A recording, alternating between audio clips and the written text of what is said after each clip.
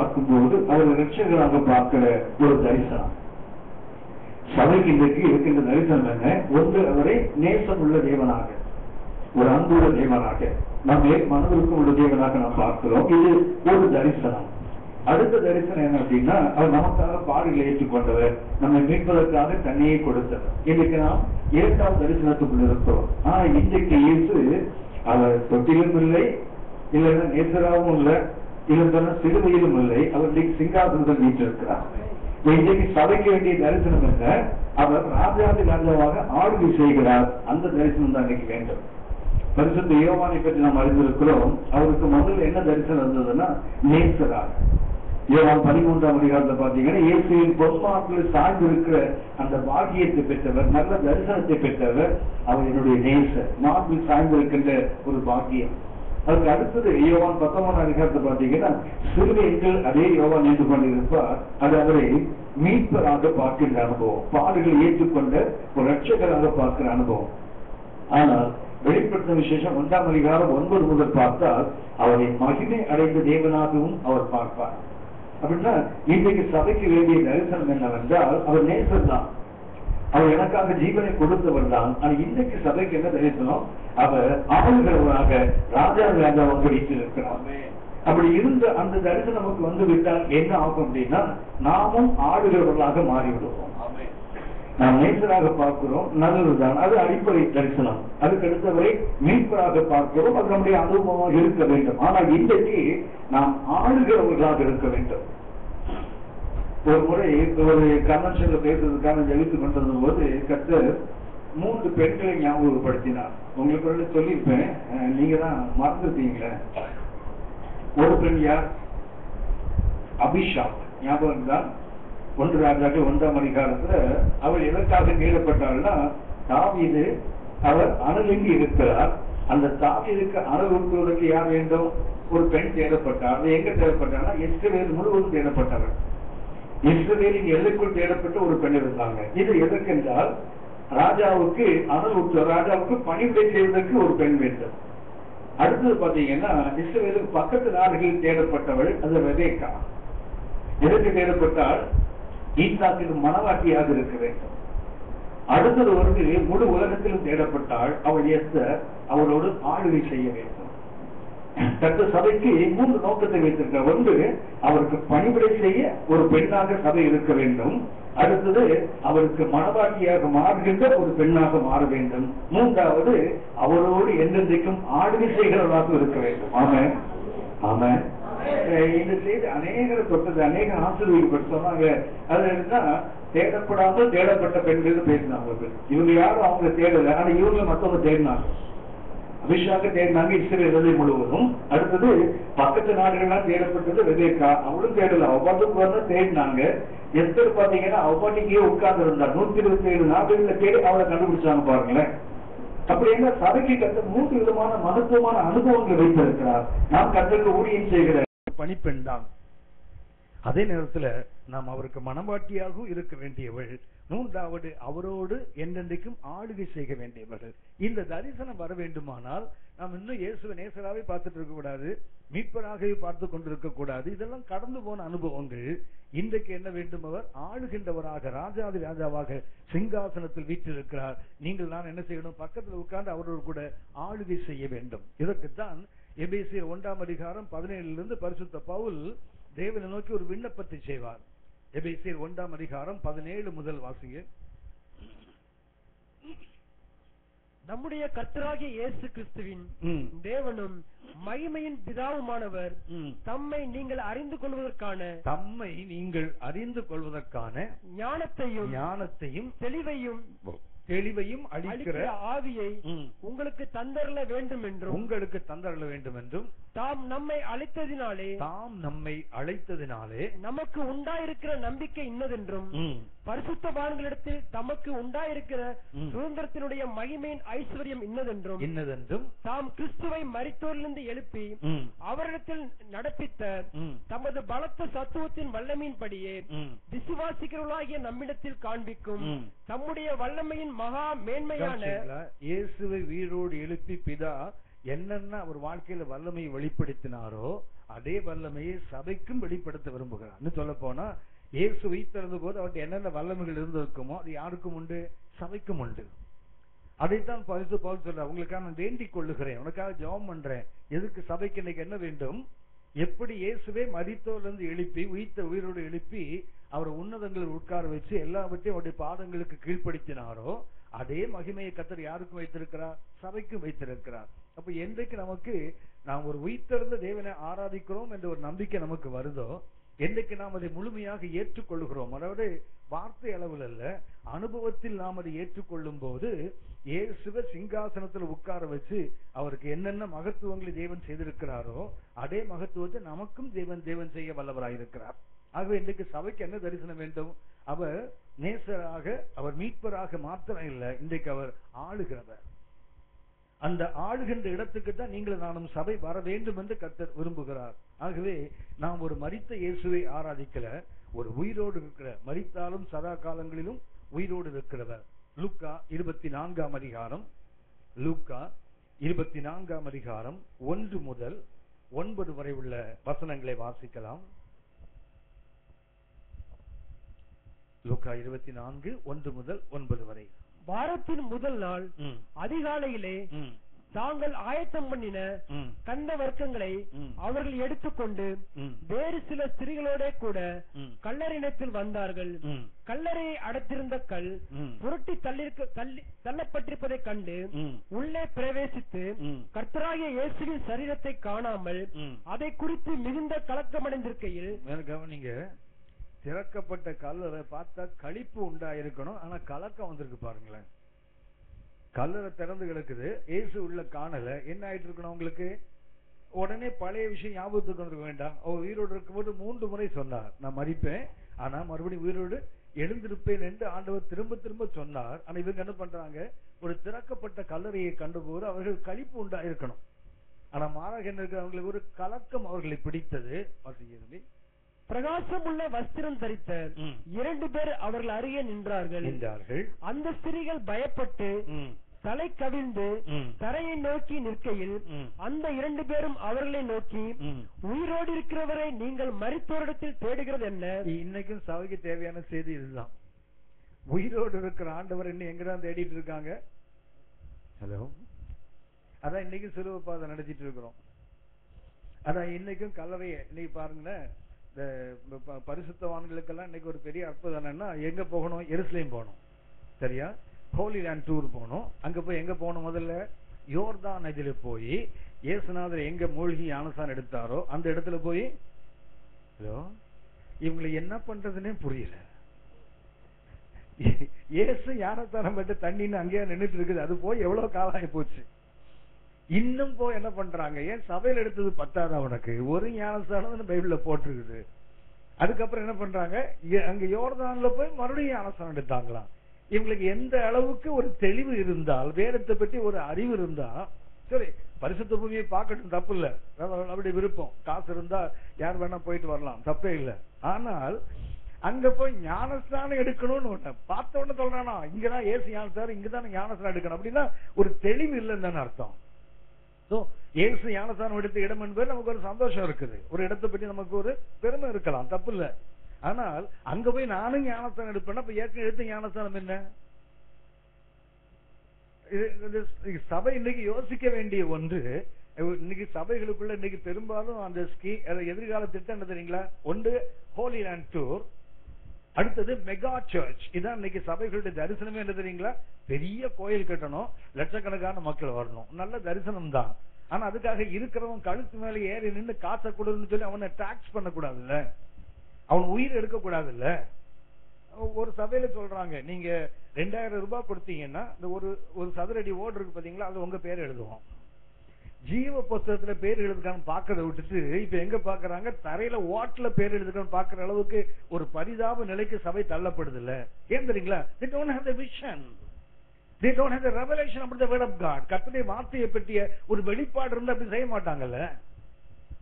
அப்படின்னா மற்றவங்களை குறை சொல்ல நமக்கு என்ன தகுதி இருக்குது? ஃபேன்ல பாத்தீங்கன்னா, சில சபைகள்ல பாத்தீங்கன்னா ஃபேன்ல ஆள் பேர் இருக்கும், பாத்திருக்கீங்களா? அன்பளிப்பு அப்படி இருக்குல்ல. அப்புறம் அவனுக்கும் உலகத்துல உபயம்னு ஒண்ணு போட்டு எழுதுறான், அவனுக்கு நமக்கு என்ன வித்தியாசம் இருக்கு? ஆம்பிளிஃபயர்ல இருக்குது, சேர்ல இருக்குது, டேபிள்ல இருக்குது, ஃபேன்ல இருக்குது, எல்லா இடத்துலயும் தலைகளை தொங்கிட்டு இருக்காங்க நம்ம பேரோட. அப்படின்னா நமக்கு என்ன தரிசனம் இருக்குதுங்க?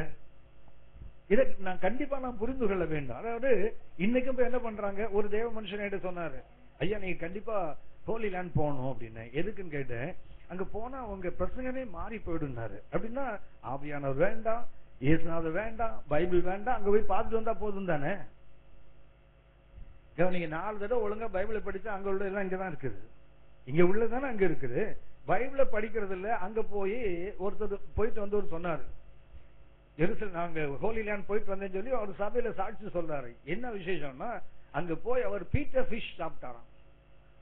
ஹோலி லேண்ட்ல போய் அவர் என்ன பண்ணாராம், அந்த பேதுரு, அதாவது அந்த கலிலேயா கடற்கரையில இன்னைக்கு அங்க ஒரு ரெஸ்டாரண்ட் வச்சிருக்கானாம். அங்க என்ன பண்றாங்கன்னா பீட்டர் ஃபிஷ்னு ஒண்ணு வச்சிருக்காங்க. அதாவது அந்த கடல்ல நிறைய வகையான மீன்கள் இருக்கு. அது ஒரு மீனுக்கு தலை பெருசா இருக்குதான். அந்த மீனுக்கு பேரு பீட்டர் ஃபிஷ். ஏன்னா அந்த நாணயத்தை முழுங்கிச்சுல, முழுங்கின தலை பெருசாச்சு அதுக்கு. அதனால அந்த பீட்டர் ஃபிஷ்னு ஒண்ணு இருக்குது. அதை அங்க பொரிச்சு கொடுக்கறானா அந்த கலிலேயா கடற்கரையில. அதை சாப்பிட்டாருங்கிறது இதுவாயா சாட்சி. அந்த மீனை சாப்பிடுறதுக்காக போன எங்க ரோட்டை தடுக்கி விழுந்த ஒரு மீன் கடை இருக்குது, வாங்கி சாப்பிட வேண்டியதுதானே.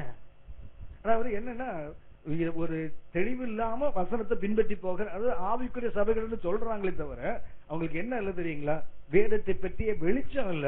என்னவோ கூட்டம் கூடுறோம், குமார அடிக்கிறோம், கையை தட்டுறோம், அபிஷேகம் ஆடுறோம், பாடுறோம், இதுதான் என்று நினைத்து கொண்டிருக்காங்க. ஏன்னா அவ நாம் ஒரு செத்து போன தெய்வத்தை ஆராதிக்கிறோம். அவர் பிறந்த இடம் நல்லா கவனித்துக் கொள்ளுங்க. பிறந்த இடம் சொல்லி கர்த்தர் காட்டல, பின்னாடி மனுஷன் தானே சொன்னா, இங்கதான் சர்ச் ஆஃப் நேட்டிவிட்டி. அப்புறம் இயேசு இங்க இன்னைக்கும் பாத்தீங்கன்னா இயேசு எடுத்த இன்னைக்கும் ஆம்பிகுட்டி தான். அதாவது இதுதான் இங்கதான் சொல்ல முடியாது. ட்ரெடிஷனலா இங்க ஒண்ணு சொல்றான், அங்க ஒண்ணு சொல்றாங்க. அப்படி என்றால் ஆளாளுக்கு ஒண்ணு சொல்லிட்டு இருப்பான். இடமா முக்கியம், இன்னைக்கு நம்முடைய அனுபவம் முக்கியம் இல்லையா? வேதத்துக்கு நமக்குள்ள உறவு முக்கியம் இல்லையா? வசனம் தானே நம்ம வாழ்க்கையின் அஸ்திபாரம்.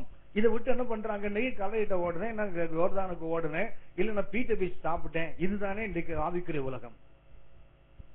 இயேசு உயிர்த்தெழுந்த போது இவங்க போய் கல்லறையில தேடுறாங்க பாருங்க. ஏன்? கலக்கம் அடைந்த கூட்டம் என்னைக்கும் கல்லறையை சுற்றி தான் உட்கார்ந்துருக்கும்.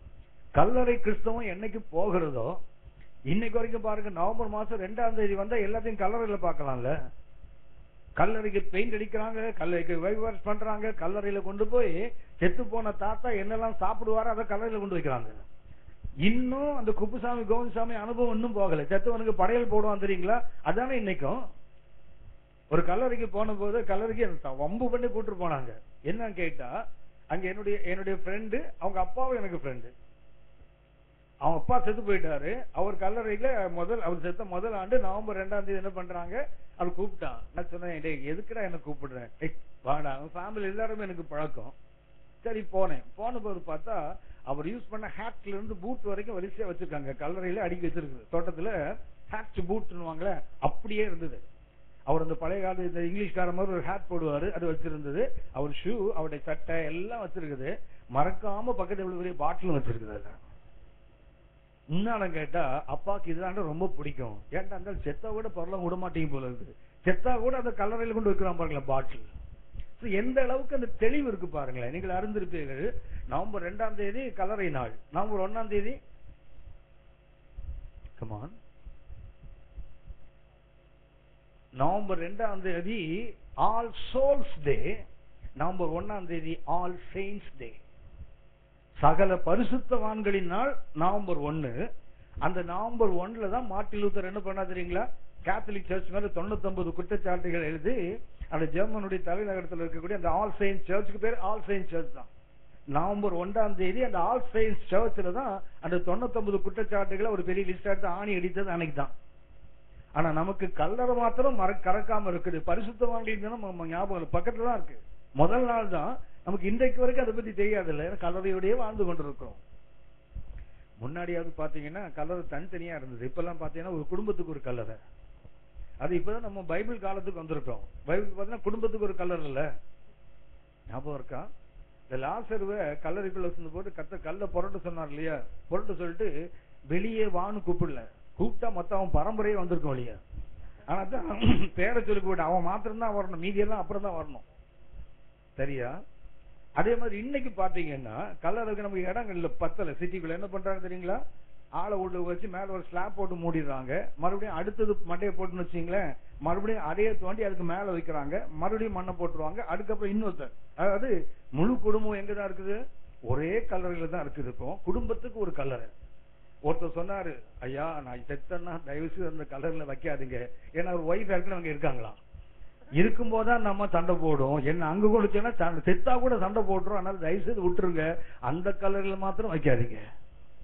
இன்றைக்கு வரைக்கும் அந்த கல்லறை கிறிஸ்தவத்தை தானே வாழ்ந்து கொண்டு இருக்கிறோம். இந்த கல்லறையை பத்தி கொஞ்சம் தரிசனம் வேண்டும். என்னைக்குனாலும் ஒரு நாள் என்ன ஆகும், நம்ம அதை விட்டு வெளியே தான் வர போறோம். நமக்கு அது சாஸ்வதம் இல்ல. பின்னாடி உயிர்த்தெழுதல பாத்தீங்கன்னா முக்கியமான வசனம் என்ன? 1 கொரிந்தியர் 15ஆம் அதிகாரம் 55ஆம் வசனம் வாசிங்க. 1 கொரிந்தியர் 15:55. மரணமே மரணமே உன் கூர் எங்கே? கவனிச்சீங்களா? Death, where is thy stink? மரணமே உன் கூர் அல்ல, மரணமே உன் கொடுக்கு எங்கே? அடுத்தது பாதாளமே, பாதாளமே இல்ல, டெத் இல்ல. அடுத்தது கிரேவ், கல்லறை. தமிழ்ல பாதாளம் மொழியாக்கம் பண்றாங்களே, ஆனா கிரீக்ல அது பாதாளம் அல்ல, கல்லறை. கல்லறையே உன் ஜெயம் எங்கே? உன் வெற்றி எங்கே? கவனித்துக் கொள்ளுங்கள். ஒரு நாள் இந்த சத்தம் கேட்க போகுதுன்னா தெரியுங்களா? மரணமே உன் கொடுக்கு எங்கே? நம்ம எல்லாருக்கும் தெரியும், ஒரு தரம் மதிப்பதும் பின்பு நியாய தீர்ப்படைவதும் மனுஷனுக்கு நியமிக்கப்பட்டிருக்கிறது. எபிரேயர் 9:27. ஒரு தரம் கண்டிப்பா என்ன செய்யணும்? எல்லா மனுஷனும் சாகணும். வாசிங்க எபிரேயர் 9:27. Hebrews chapter 9 and verse 27. அன்றியும் ஒரே தரம் மரிப்பதும், அப்படின்னா எல்லா மனுஷனுக்கும் it is an appointment, அது ஒரு நியமம். அன்றியும் ஒரே தரம் மரிப்பதும் பின்பு நியாய தீர்ப்பு அடைவதும் மனுஷருக்கு நியமிக்கப்பட்டிருக்கு. மனுஷனுக்கு என்ன நியமிக்கப்பட்டிருக்கிறது? ஒரு தரம் கண்டிப்பா என்ன செய்யணும்? சாகணும். ஆனால் இயேசுவின் ரகசிய வருகை என்ன ஆகும் தெரியுங்களா? அவர் வரும்போது உயிரோடு இருக்கிற பரிசுத்தவான்கள் ஒருத்தரும் சாக மாட்டாங்க. ஆமென். என்ன செய்ய மாட்டாங்க? யாரும் சாக போறதில்ல. அவருடைய சத்தம் கேட்கும், தூதனுடைய சத்தம் கேட்கும், எக்கால சத்தம் கேட்கும் போது கிறிஸ்துவுக்குள் வாழுகிறவங்க ஒரு நிமிஷத்துல என்ன செய்வாங்க? மறுரூபமாக்கப்படுவாங்க. அவங்க என்ன செய்ய மாட்டாங்க? மரணத்தை காண்பதில்லை. சோ அதுக்குதான் அந்த 1 கொரிந்தியர் 15:50 வாசிக்கிறோம். Death, where is thy stink? அது மரணம் கண்டிப்பா ஒரு மனுஷனை கொட்டியே ஆக வேண்டும். ஆனால் இயேசுவின் ரகசிய வரிகளை வாழ்கின்ற பரிசுத்தவான்கள் என்ன கிடையாது? மரணம் இல்லை. அவன் என்ன பார்த்து சொல்றாங்களா? மரணமே நீ என்ன கொட்டலையே, உன் கொடுக்கு எங்கடா, நீ என்ன செய்யல, தீண்ட முடியலையே.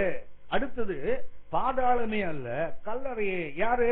கிறிஸ்துவுக்குள் மரித்தவங்க உள்ள இருக்காங்க தெரியுங்களா? அவனை எது பிடிச்சு வச்சிருக்குது? கல்லறை பிடித்து வைத்திருக்கிறது. ஆனா ஆண்டவர் வெளிப்படும் போது என்ன தெரியுங்களா? கல்லறை அவனை பிடித்து வைக்க முடியாது. என்ன பண்ணுவான்? பாய் சொல்லிட்டு எழுந்துவான். அப்ப அவன் என்ன சொல்லிட்டு போவான் தெரியுங்களா? கல்லறையே உன் வெற்றி எங்கடா, உன்னால என்ன பிடிச்சு வைக்க முடியலையே, சாகாம போகிற. என்ன பண்ணுவான்? டே நீ என்ன கொட்டலடாம்பா.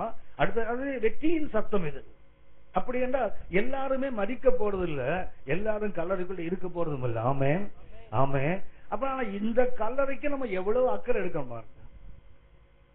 இந்த கல்லறை ஒரு நாள் நம்ம பார்த்து பரிகாசிக்க போகிறோம். டே நீ என்ன பிடிச்சு வைக்க முடியல, என் ஆண்டவர் வந்து விட்டு அவர் சத்தம் வந்து விட்டது, நாம் வீரோடு எழுந்து போகிறேன்னு சொல்லி போகிறோம்ல.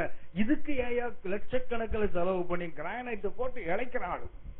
அந்த கிரானைட் வீட்டில் உள்ள கிச்சனுக்கு போட்டிருந்தா கூட கொஞ்சம் சுத்தமா நம்ம அம்மா கிச்சன் வச்சிருக்கோம். அத கல்லறையில போட்டு ஒண்ணுக்கும் உடவாம அங்க கிடக்குது இல்ல. சில பாத்தீங்கன்னா அவங்க வரலாறு மொத்தமும் கல்லறையிலே எழுதி வச்சிருக்காங்க. பாத்திருக்கீங்களா? பாத்திருக்கீங்களா? அவர் என்னவா இருந்தார், என்ன செய்தார், என்ன நடத்தினார், இதெல்லாம் எழுதுறதுக்கா? போகட்டும், மறக்காம எல்லாரும் ஒரு வசனம் எழுதுவாங்க, நல்ல போராட்டத்தை. இது கல்லறையில எழுதுக்கிறதுனே ஒரு வசனம் பைபிள் இருக்குது, நல்ல போராட்டத்தை போராடினேன். இப்படி எல்லாம் நம்ம என்ன பண்றோம்? கல்லறைக்கு முக்கியத்துவம் கொடுக்கிறோமே. அங்க தூதன் கேட்கிறான், நீ எங்க வந்தீங்க, நீங்க எங்க வந்தீங்க, ஏன் உயிரோடு இருக்கிறவர் எங்க தேடுறீங்க, கல்லறையில் தேடுகிறீர்களே. கல்லறையை பற்றி தரிசனம் கண்டிப்பா அவசியம். உங்களுக்கு சொல்லி இருக்கிறேன், நினைவுபடுத்துகிறேன். ஏமி கார்மைக்கேல் அம்மையார் கேள்விப்பட்டிருக்கீங்களா? ஏமி கார்மைக்கேல் அம்மையார் தமிழ்நாட்டுல தென் மாவட்டத்துல, நெல்லை மாவட்டத்துல டோனாவூர்னு ஒரு இடம் இருக்கு. அங்கே ஒரு மிஷனரியாக பணி செய்த ஒரு அம்மையார் இருந்தாங்க. இப்ப அவங்களுடைய பின்னாடி அந்த நடந்து கொண்டே இருக்கிறது. நாங்க ஒரு முறை பைபிள் ஸ்டடி எடுக்க போன போது அவங்க கல்லறை பார்க்க எனக்கு தோணுச்சு. ஏன்னா அவங்க இருந்த இடம் இருக்குது, அவங்க வாழ்ந்த இடம் இருக்குது. அவங்க ஏறக்குறைய 18-19 ஆண்டுகள் இடுப்பு எலும்பு முறிஞ்சு நடக்க முடியாமலே படுக்கையில இருந்து ஊழியம் பண்ணியிருக்காங்க. கடைசி காலத்துல அவங்க படுத்திருந்த கட்டில் இருக்கு தெரியுங்களா, அந்த கட்டில் தரையில படிஞ்ச அந்த குழி 4 குழி இருக்குது. அவங்க படுத்து இருந்ததுனால அந்த கட்டிலோட கால் தரையில படிஞ்சு ஒரு ஓட்டை விழுந்த மாதிரி இருக்குது. அப்படி இருக்குது. எனக்கு ஆச்சரியம். அந்த பார்த்துட்டு போகும்போது கல்லறை எங்க இருக்குங்க எனக்கு கூட்டு போனாங்க. நம்ம இந்த எல்லையெல்லாம் பிரிக்கிறாங்களே, இப்பெல்லாம் பிளாட் போடுறாங்கல்ல, பிளாட் போடுறதுக்கு ஒரு கல் இவ்வளவு நிறுத்துறான் பாத்தீங்களா, இப்படி ஒரு கல் இடத்த நிறுத்தி வச்சிருக்கு. கேட்டா இதுதான் அம்மா கல்லறைனாங்க. ஒரு ஒண்ணும் கிடையாது, ஒரு சின்ன ஒரு குத்துக்கல் மாதிரி இவ்வளவு உயரத்தை ஒரு கல்லு நிறுத்தி வச்சிருக்கிறது. பார்த்தா மேல ஒரு சின்ன அந்த அகல் விளக்கு பண்ணுவாங்க தெரியல கல், அதை மாதிரி கொத்தி வச்சிருக்கிறது சின்ன. இது எதுக்குன்னு கேட்டேன். நான் நினைச்சேன் அப்போ வந்து எண்ணெய் ஊத்தி விளக்கு வைப்பாங்க போலன்னு கேட்டேன். அவர் சொன்னாங்க தண்ணி ஊத்தி வைப்போம், டெய்லி பறவைகள் வந்து குடிச்சிட்டு போறதுக்காக நாங்க தண்ணி ஊத்தி வைப்போம் அதுல. சரி, அடுத்தது ஏன் இங்க இந்த அம்மா கல்லறை கட்டல? அவன் சொன்னாங்க நாங்க பெட்டியே வைக்கலன்னாங்க. மரத்துல பெட்டி செய்து வைக்கிறாங்களே, அந்த பெட்டி கூட வைக்கல. எப்படி அடக்கம் பண்ணிருக்காங்க அந்த அம்மாவை? அங்க உள்ள எல்லாரும் எப்படி அடக்கம் பண்றாங்கன்னா, குழிய தோண்டிட்டு ஒரு பெரிய வாழை இலையை போடுறாங்க. ஒரு ஆள் உயரத்துக்கு பெரிய வாழை இலை, அதுக்குள்ள உடம்பு வச்சுட்டு இன்னொரு வாழை இலையை போட்டு மூடுறாங்க. சில பூக்களை போட்டு என்ன பண்றாங்க, மண்ணை போட்டு மூடிடுறாங்க. இதுதான் அடக்கம். ஒரு பெரிய மிஷினரி, அதாவது கிறிஸ்தவ மிஷினரி வரலாற்றுல ஒரு முக்கியமான ஒரு பொறுப்பேற்ற ஒரு அம்மையாருக்கு கல்லறையில 2 வாழை இலைக்குள்ள அந்த உடம்பு இருக்கு. நான் கேட்டேன் ஏன் மரத்துல செய்வதில்லை? அவங்க சொன்னாங்க மரத்தை உள்ள செய்து வச்சா எல்லாம் மக்கி போகத்தான் போகுது, பூச்சி தானே சாப்பிட போகுது. அந்த மரத்துக்கு செலவு பண்றத ஒரு குழந்தைக்கு படிப்புக்கு நாங்க செலவு பண்ணுவோம். அந்த குத்துக்கல் என்ன இருக்கு தெரியுங்களா, ஏமி கார்மைக்கல் தமிழ்ல கொத்தி வச்சிருக்காங்க. இவ்வளவு அகலத்தை தான் அந்த கல்லு. அதுல ஏமி கார்மைக்கல் ஒன்னா எழுத முடியாத அளவுக்கு அகலம். Amy Carmichael. கீழே பாத்தீங்கன்னா அவர் பிறந்த வருஷம் இறந்த வருஷம் அவ்வளவுதான் இருக்கு. யோசித்து பாருங்க, கர்த்தருக்கு மகிமையாக ஊழியம் செய்தவர்கள். இங்கிலாந்து நாட்டுல ஒரு உயர்ந்த குடும்பத்துல பிறந்து தமிழ்நாட்டுல வந்து எனக்கு என்ன ஆச்சரியம் தெரியுங்களா, சொன்னா ஆவிக்குரிய சபைகளுக்கு இன்னைக்கு கோபம் வருது. இந்த ஃபேஷியல் பண்றாங்கல்ல, பண்றாங்களா? நான் உங்களை பார்க்கல, அவங்கள பார்த்து சொல்றேன் சரியா. இந்த ஃபேஷியல் பண்றாங்கல்ல, அந்த பண்றாங்களே, அதுக்கு யோசித்து பாருங்க எவ்வளவு எத்தனை ஆயிரங்கள் தெரியுங்களா ஃபேஷியல் பண்றதுக்கு. அந்த கிட்டுக்கு விலையே 5000 ரூபாய்க்கு மேல. ஏன்னா இந்த கருப்பு மூஞ்செல்லாம் என்னவா மாறணுமா, வெள்ளை மூஞ்சியா மாறணும்ல. அந்த அம்மா வெள்ளை மூஞ்ச கருப்பா மாத்திருக்காங்க. அந்த தாய் வந்து என்ன பண்ணாங்க தெரியுங்களா, இந்திய நாட்டுல வந்து ஊழியம் பண்றோம், அதனால வெள்ளைத்தோலா இருந்தா அந்த நாட்டுல என்ன வழக்கம் இருந்து தெரியுங்களா, வீட்டுல முதலாவது பெண் குழந்தை பிறந்தால் அத கோயிலுக்கு தேவதாசிகளாக ஒப்பு கொடுக்கிற ஒரு காலம். அந்த காலத்துல வீடு வீடா போய் பெண் குழந்தை முதலாவது பிறந்திருக்குன்னு போய் பிச்சை எடுக்கமா நிப்பாங்க. அந்த குழந்தைய கோயிலுக்கு கொடுக்காதீங்க, எங்கிட்ட கொடுங்க, சமுதாயத்துக்கு ஒரு மதிப்புள்ள ஒரு பாத்திரமா நான் வளர்த்து தரேன். ஆயிரக்கணக்கான பிள்ளைகள் இல்ல, அதுக்கு மேல வளர்த்திருக்காங்க அவங்க. ஆனா என்னன்னா அந்த வெள்ளத்தோலோடு போய் நின்று கேட்டா கொடுக்க மாட்டாங்களாம். வெளிநாட்டுக்காரி வந்திருக்கா, பிள்ளைய வாங்கி வெளிநாட்டு வித்துருவான்னு யாரும் கொடுக்க மாட்டாங்களாம். அதனால என்ன பண்ணுவாங்களா, காஃபி பவுடர் எடுத்து மூஞ்சில பூசிட்டு போய் நிப்பாங்களாம். கருப்பு தோலை வெள்ளையா மாத்துற ஆவிக்குரிய உலகமே வெள்ளத்தோலை கருப்பா மாத்தின ஒரு அம்மாவும் நம்ம நாட்டுல வந்திருக்குது. செருப்பு போட மாட்டாங்க. அந்த ஊரை பார்த்தீங்கன்னா வெறும் உடமுள்ளு, ஊர் முழுவதும் முள்ளுதான், வெறும் செம்மண்ணும் உடமுள்ளு தான். அதுல செருப்பு போடாம, ஏன்னா இந்திய பெண்கள் செருப்பு போடாம நடப்பாங்க. அவங்க போடுற துணி இருக்கு தெரியுங்களா, இந்த ஹாஸ்பிட்டல்ல பாத்தீங்கன்னா எம்என்ஏன்னு சொல்லுவாங்க, அது ஆயான்னு சொல்றோம் தெரியுங்களா, பச்சை கலர்ல சாரி, டார்க் பச்சையில பார்டர் போட்டிருக்கும், நீல கலர்ல சாரி, டார்க் அந்த சாரி தான் கட்டிருக்காங்க சாகுற வரைக்கும். நம்ம ஆளை பாருங்க, இங்கிலீஷ்காரங்க சட்டை போட்டு வருது இல்ல நம்ம ஆளு. அந்த ஒரு இங்கிலீஷ்காரி வந்து தமிழ்நாட்டுல ஹாஸ்பிட்டல்ல ஒரு ஆயா மாதிரி வேலை செய்றாங்க தெரியுங்களா, அப்படிப்பட்ட சாரியை கட்டிட்டு காலில் செருப்பு இல்லாம முகத்துல காஃபி பவுடர், கையில எல்லாம் காஃபி பவுடர் பூசுமா. ஏன்னா இந்தியர்கள் பிரவுன் கலர்ல இருப்பாங்க, நம்ம அந்த கலர்ல இருக்கணும்னு மாற்றிக்கொண்டது இல்ல. ஆவிக்குரிய உலகம் என்னைக்கு இதெல்லாம் யோசித்து பாக்குறதுன்னு எனக்கு தெரியல. 2 சாமுவேல் 19ஆம் அதிகாரம், 2 சாமுவேல் 19ஆம் அதிகாரம் 24ஆம் வசனம் வாசிங்க. 2 சாமுவேல் 19ஆம் அதிகாரம் 24ஆம் வசனம். சவுலின் குமாரனாகிய மேவிபோசேத்தும் ராஜாவுக்கு எதிர்கொண்டு வந்தான். ராஜா போன நாள் முதல் அவன் சமாதானத்தோட திரும்பி வருகிற நாள் மட்டும் அவன் தன் கால்களை சுத்தம் பண்ணவும் இல்லை. கவனித்துக் கொள்ளுங்கள், இஸ்ரவேலின் முதல் ராஜாவாக கர்த்தரால் அபிஷேகம் பண்ணப்பட்ட சவுல், அவனுடைய மகன் யோனத்தான், அவனுடைய மகன் மேவிபோசேத். தாவீது தன் மகன் அப்சலோமுடைய பிரச்சனைகளை நாட்டை விட்டு ஓடி போயிட்டான். அவன் திரும்பி வருவதற்கு ஏறக்குறைய 1 வருஷம். தாவீது நாட்டை விட்டு ஓடி போய் திரும்ப அவன் நாட்டுக்கு வருவதற்கு 1 ஆண்டு. அந்த 1 ஆண்டும் சவுலினுடைய மொத்த ஆஸ்திகளுக்கும் சொந்தக்காரன் இந்த மோவிபோசேத் தான். ஏன்னா யோனத்தான் செத்து போயிட்டான். தாவீது சவுல் யோனத்தானுடைய மொத்த ப்ராப்பர்ட்டியையும் மோவிபோசேத் கொடுத்து விட்டான். ஆனா வேதம் சொல்லுது, அவன் என்ன சொன்னா, ராஜா போன நாள் முதல் அவன் சமாதானோட திரும்பி ஒரு நாள் மட்டும் அவன் தன் கால்கள் என்ன பண்ணல, சுத்தம் பண்ணவில்லை. அதுக்கு அர்த்தம் என்ன தெரியுங்களா? வீட்டுக்குள்ளே போகலன்னு அர்த்தம். யூதர்கள் காலை கையை கழுவாம எங்க போக மாட்டான், வீட்டுக்குள்ள போக மாட்டான். அப்படின்னா எங்க போகல, அவன் வீட்டுக்குள்ள போகலங்க ஒரு ஆண்டு. ராஜா ஊர்ல இல்ல, நான் எப்படி என் வீட்டுக்குள்ள போவேன்? தாவீது மிக அற்புதமான ஒரு பொருத்தனையை செய்தார். என் ஆண்டவருக்கு நான் ஒரு ஆலயத்தை கட்டி தீர் மட்டும் நான் என் படுக்கறைக்குள்ள போக மாட்டேன், கட்டிலில் ஏற மாட்டேன், கண்களுக்கு நித்திரையே சொன்னார்ல. கத்த சொல்லிட்டார், நீ கட்ட மாட்டாப்பா சாலமோன். ஆனா அந்த தாவீது அப்புறம் படுக்கறைக்கு போனாரா இல்லையா, தூங்குனாரா இல்லையா? இன்னும் சொல்ல போனா 2 சாமுவேல் 7ஆம் அதிகாரத்துல அதை சொல்லி இருப்பார். ஆனா 2 சாமுவேல் 11ஆம் அதிகாரத்துல தான் பச்சை வேலையை திருட்டுத்தனமா எடுத்துக்கொள்வான். தன்னுடைய படுக்கைக்குள்ள போக மாட்டேன்னு சொன்ன தாவீது அடுத்தவன் படுக்கறைக்குள்ள நுழைஞ்சிருக்கிறார். ஆனால் அந்த தாவீது நாட்டை விட்டு போன போது ஒரு கால்கள் முடமாயி போன ஒரு மோவிபோசேத் என்ன பண்றா தெரியுங்களா? ராஜா நாட்டுல இல்ல, நான் எங்க போக மாட்டேன், வீட்டுக்குள்ள போக மாட்டேன்னு வெளியே கிடக்கிறான் பாருங்க. ஒரு அரச குலத்தை சார்ந்தவன், ஒரு அரசனுடைய எல்லாவற்றுக்கும் சொந்தமானவன், கால்களை கழுவாம எங்க இருக்கான், வீட்டுக்கு வெளியே புழுதியோடு புழுதியா கிடக்கிறான். அடுத்தது போட்டிருக்குது, அவன் முகத்தை ஷேவ் பண்ணலையா. அதுக்கு அர்த்தம் என்ன, எந்த ஒரு பெரிய மனிதனையும் எந்த ஒரு விஐபியும் அவன் பார்க்கலன்னு அர்த்தம். ஆதியாகமம் 40ஆம் அதிகாரம் பாத்தீங்கன்னு சொன்னா, இவனுக்கு யோசேப்புக்கு ஒரு பார்வோன் முன்னாடி நிற்க வேண்டிய அவசியம் வந்த போது பைபிள்ல போட்டிருக்குது, சிறைச்சாலையிலிருந்து யோசேப்பு கொண்டு வரும்போது ஷேவ் பண்ணி கொண்டு வந்தான்னு போட்டிருக்கோம். அப்படின்னா முகச்சவரம் என்பதுக்கு அர்த்தம் என்ன தெரியுங்களா? பெரிய மனுஷனை பார்க்கணும்னா தாடியோடு போக கூடாது, ஷேவ் பண்ணிட்டு தான் போகணும். ஆனா இவன் மோவிபோசேத் என்ன பண்ணல, 1 வருஷம் ஷேவ் பண்ணலன்னு போட்டிருக்கல. அதுக்கு அர்த்தம் என்ன, எந்த பெரிய மனுஷனையும் பார்க்கலீங்க, ராஜாவே இல்ல, அப்புறம் நீ என்னடா பெரிய ஆளு? கால்களை சுத்த, அதாவது வீட்டுக்குள்ள போகல, சவரம் பண்ணல. அடுத்தது வஸ்திரத்தை மாற்றலன்னு போட்டிருப்பாருங்க. 1 வருஷம் ஒரே சட்டையை போட்டு ஒரு ராஜாவின் வாரிசு வெளியே கிடக்கலாம் பாருங்க. இன்னைக்கு பாருங்க, ஒரு நாளைக்கு 7 சட்டை மாத்திரால நம்மளோட ஊழியக்காரர்கள் இருக்காங்க. இந்த பாட்டு டிவிடி எல்லாம் வருது தெரியுங்களா? ஹலோ, சினிமாக்காரன் கட்ட அந்த ரேஞ்சுக்குள்ள நம்ம சட்டை போடுறான். ஹலோ, புரியுதா உங்களுக்கு? அப்படின்னா நாம இன்னும் எங்கதான் வாழ்ந்து கொண்டிருக்கிறோம்? கல்லறை தான் வாழ்ந்து கொண்டிருக்கிறோம். உயிர்த்தெழுந்த ஒரு இயேசுவை நம்ம ஆராதிக்க முடியல. செத்து போன ஒரு ஆண்டவராகத்தான் பார்க்கிறோம். தேவதூதன் தலையில அடிக்கிற மாதிரி கேட்கிறான். உயிரோடு இருக்கிறவரை மரித்தோடு தேடுகிறது என்ன? தொடர்ந்து வாசிக்க தம்பி. லூக்கா 24ஆம் அதிகாரம். உயிரோடு இருக்கிறவர்களே மரித்தோரிடத்தில் தேடுகிறது என்ன?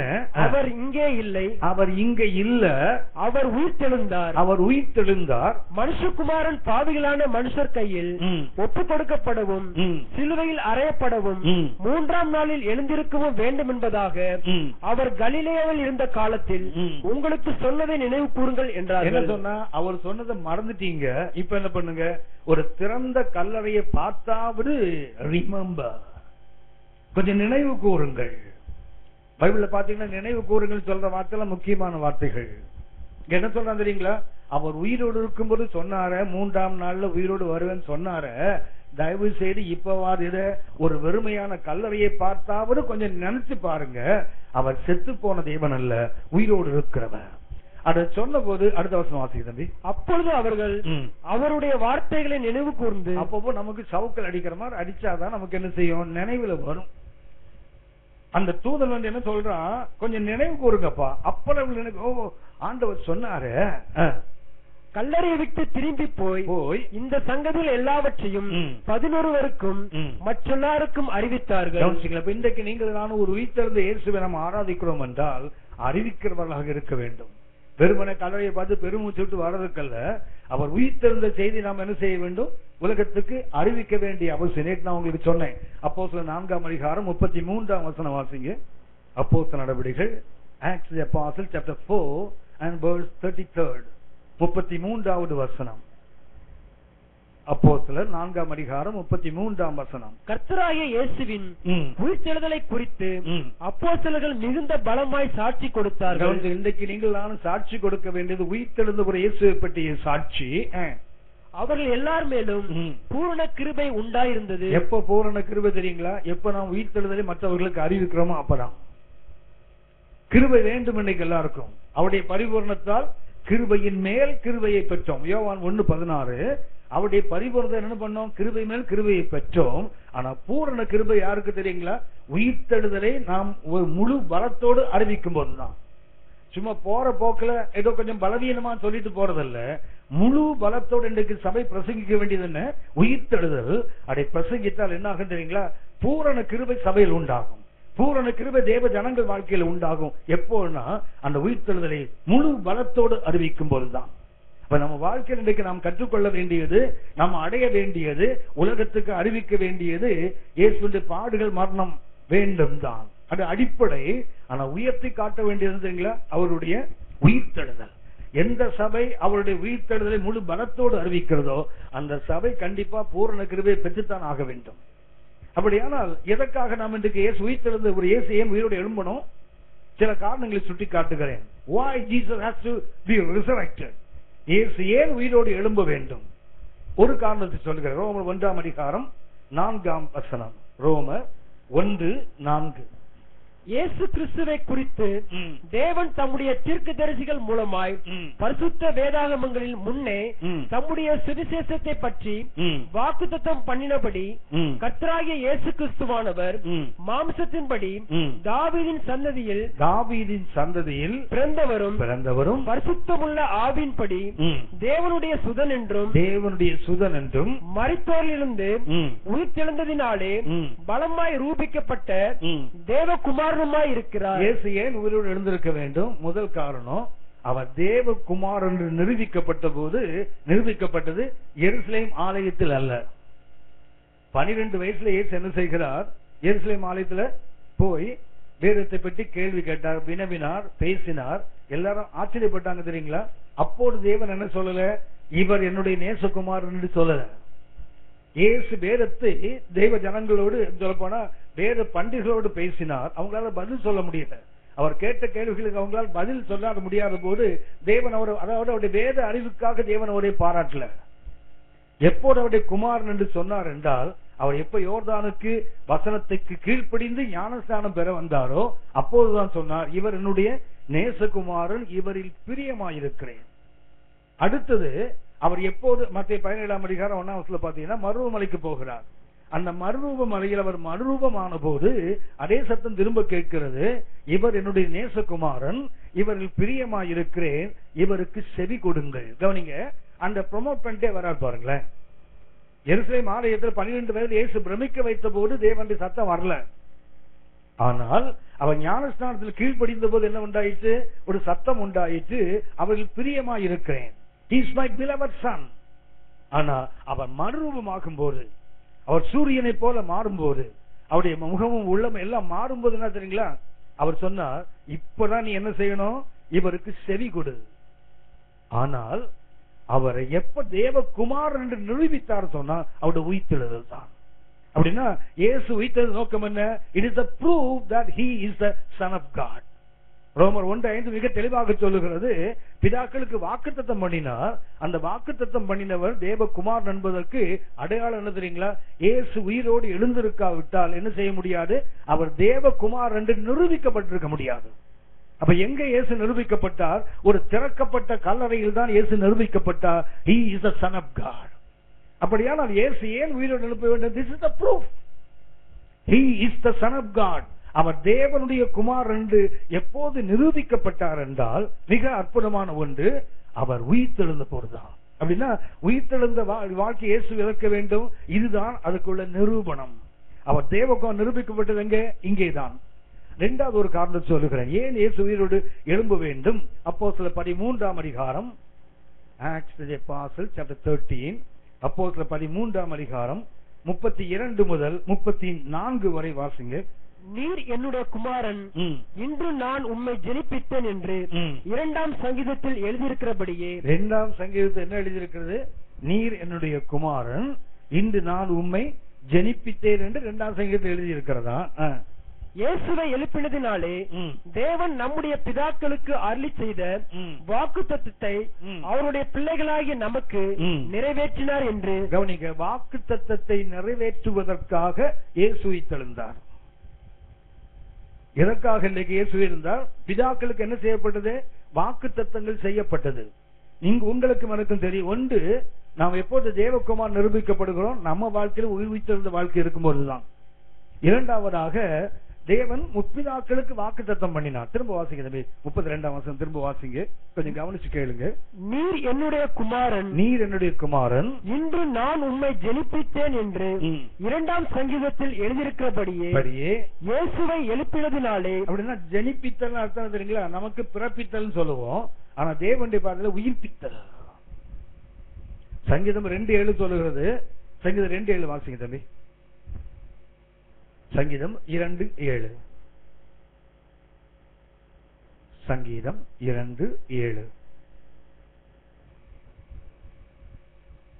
தீர்மானத்தின் விவரம் சொல்லுவேன், தீர்மானத்தின் விவரம் சொல்லுவேன். கர்த்தர் என்னை நோக்கி, கர்த்தர் என்னை நோக்கி, நீர் என்னுடைய குமாரன். அதாவது பிதா இயேசுவை பார்த்து பேசுகிறார், நீர் என்னுடைய குமாரன், இன்று நான் உம்மை ஜெனிப்பித்தேன். நமக்கு இந்த ஜெனிப்பித்தேன் அர்த்தம் அவர் பிறப்பித்தல், அப்படிதான் நாம் நினைப்போம். ஆனா ஜெனிப்பித்தல் என்ற வார்த்தைக்கு அர்த்தம் என்ன தெரியுங்களா? ஒரு அரசன் தனக்கு அடுத்து ஆட்சிக்கு வரப்போகிற மகன் இருக்கான் தெரியுங்களா, அவன் ஒரு காலகட்டத்தில் என்ன செய்வான் தெரியுங்களா? மக்கள் முன்னிலையில் அழைத்து வந்து எனக்கு பின்னாடி இவன் தான் அரசனாக போகிறான் என்று அவனுக்கு முடிசூட்டுவான் தெரியுங்களா? அந்த வார்த்தை தான் ஜெனிப்பித்தல். நமக்கு ஜெனிப்பித்தல் நம்ம அப்படின்னா பிறப்பித்தல். ஒரு குழந்தை பிறந்தால் ஜெனிப்பிக்கப்பட்டது, பிறந்ததுன்னு சொல்றோம் தெரியுங்களா? ஆனா ஜெனிப்பிக்கப்பட்ட வார்த்தையின் அர்த்தம் என்னவென்றால் இன்ட்ரோடியூசிங் எ பிரின்ஸ், ஒரு பின்னாடி வரப்போகிற இளவரசனை. ஒரு உதாரணமாக தாவீதுக்கான வச்சுங்களேன், தாவீது என்ன செய்வார்? சாலமோனை கொண்டு வந்து முன்னாடி நிறுத்துவார் தெரியுங்களா? எனக்கு பின்னாடி இவன் தான்.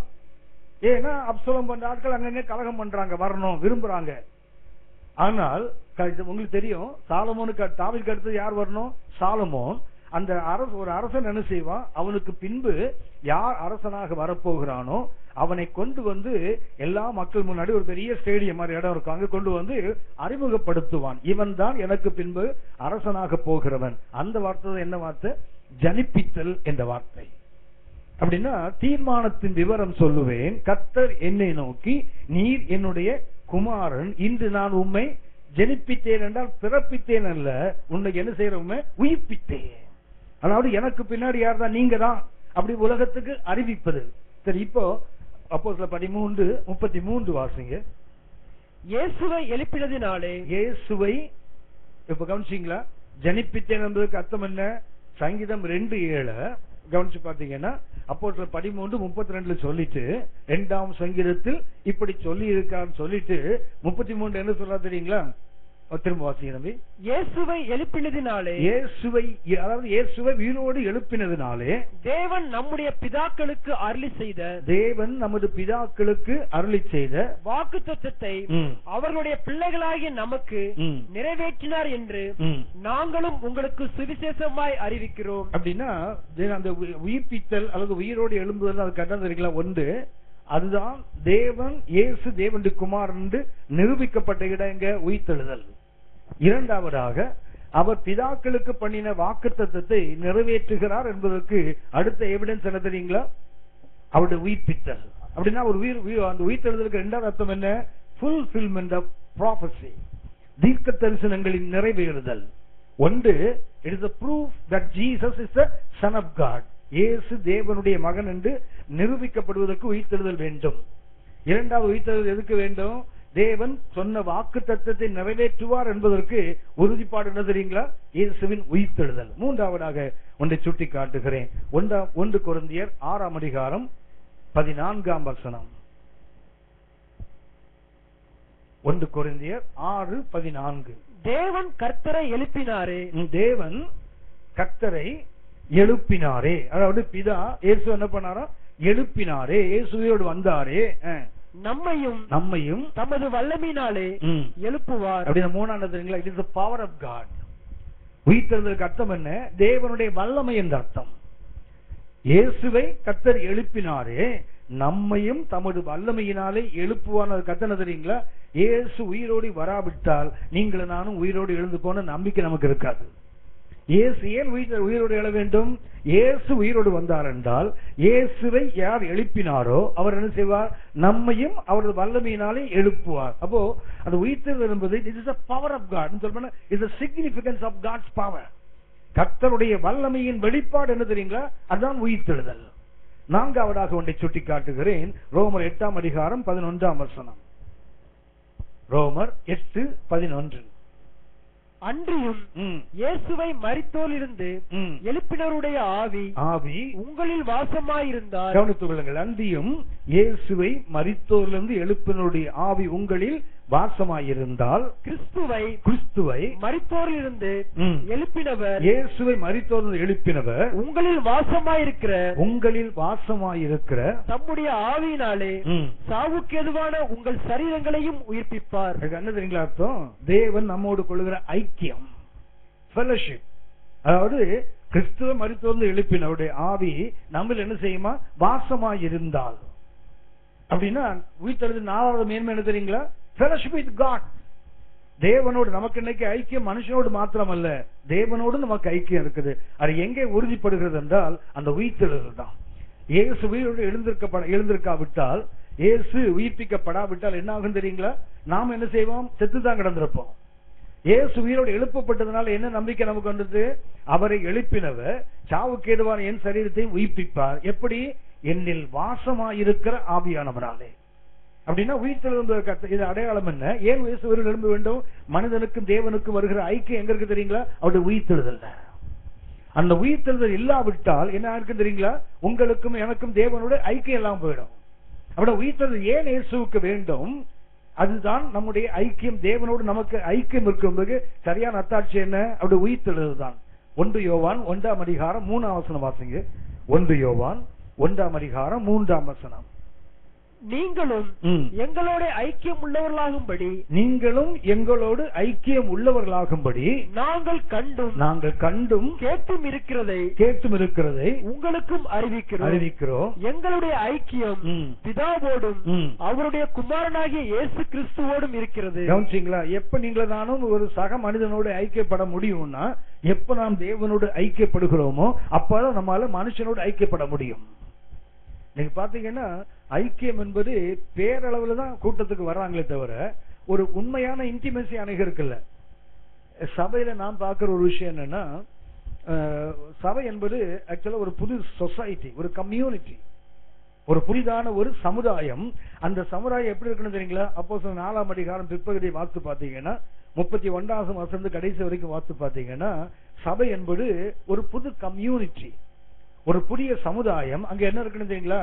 ஒருவனும் தன்னுடையது என்று சொல்லக்கூடாது.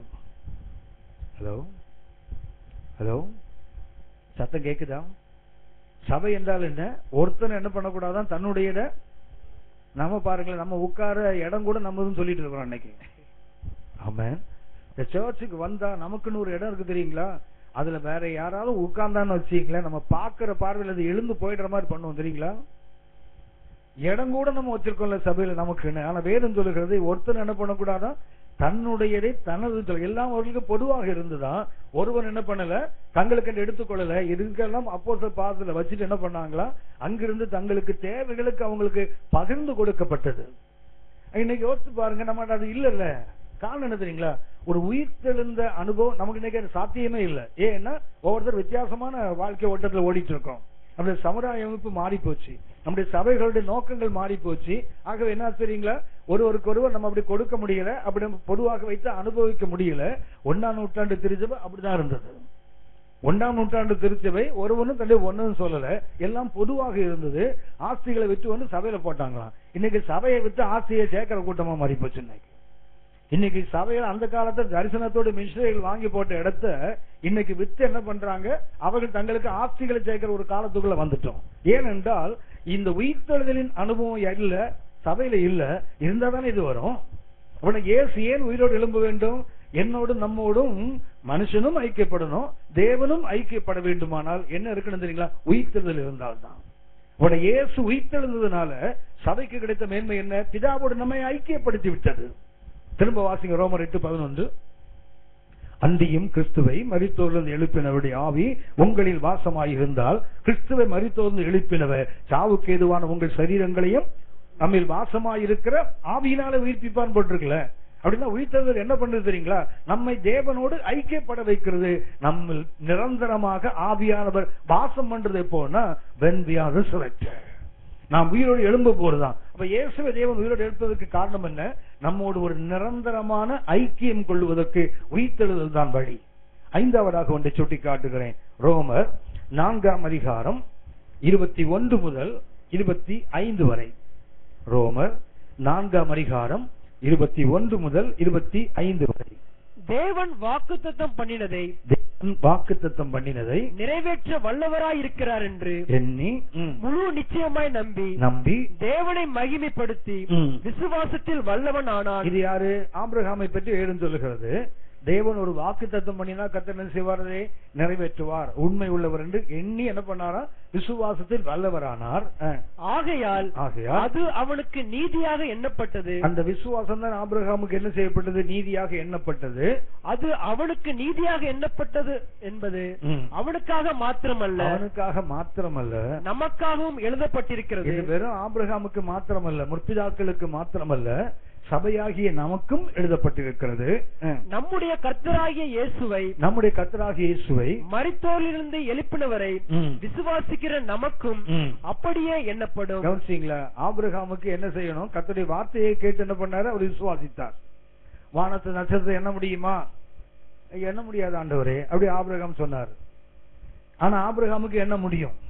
உங்களுக்கு சொல்லியிருக்கேன், மறந்திருக்க மாட்டீங்கன்னு நம்புறேன்.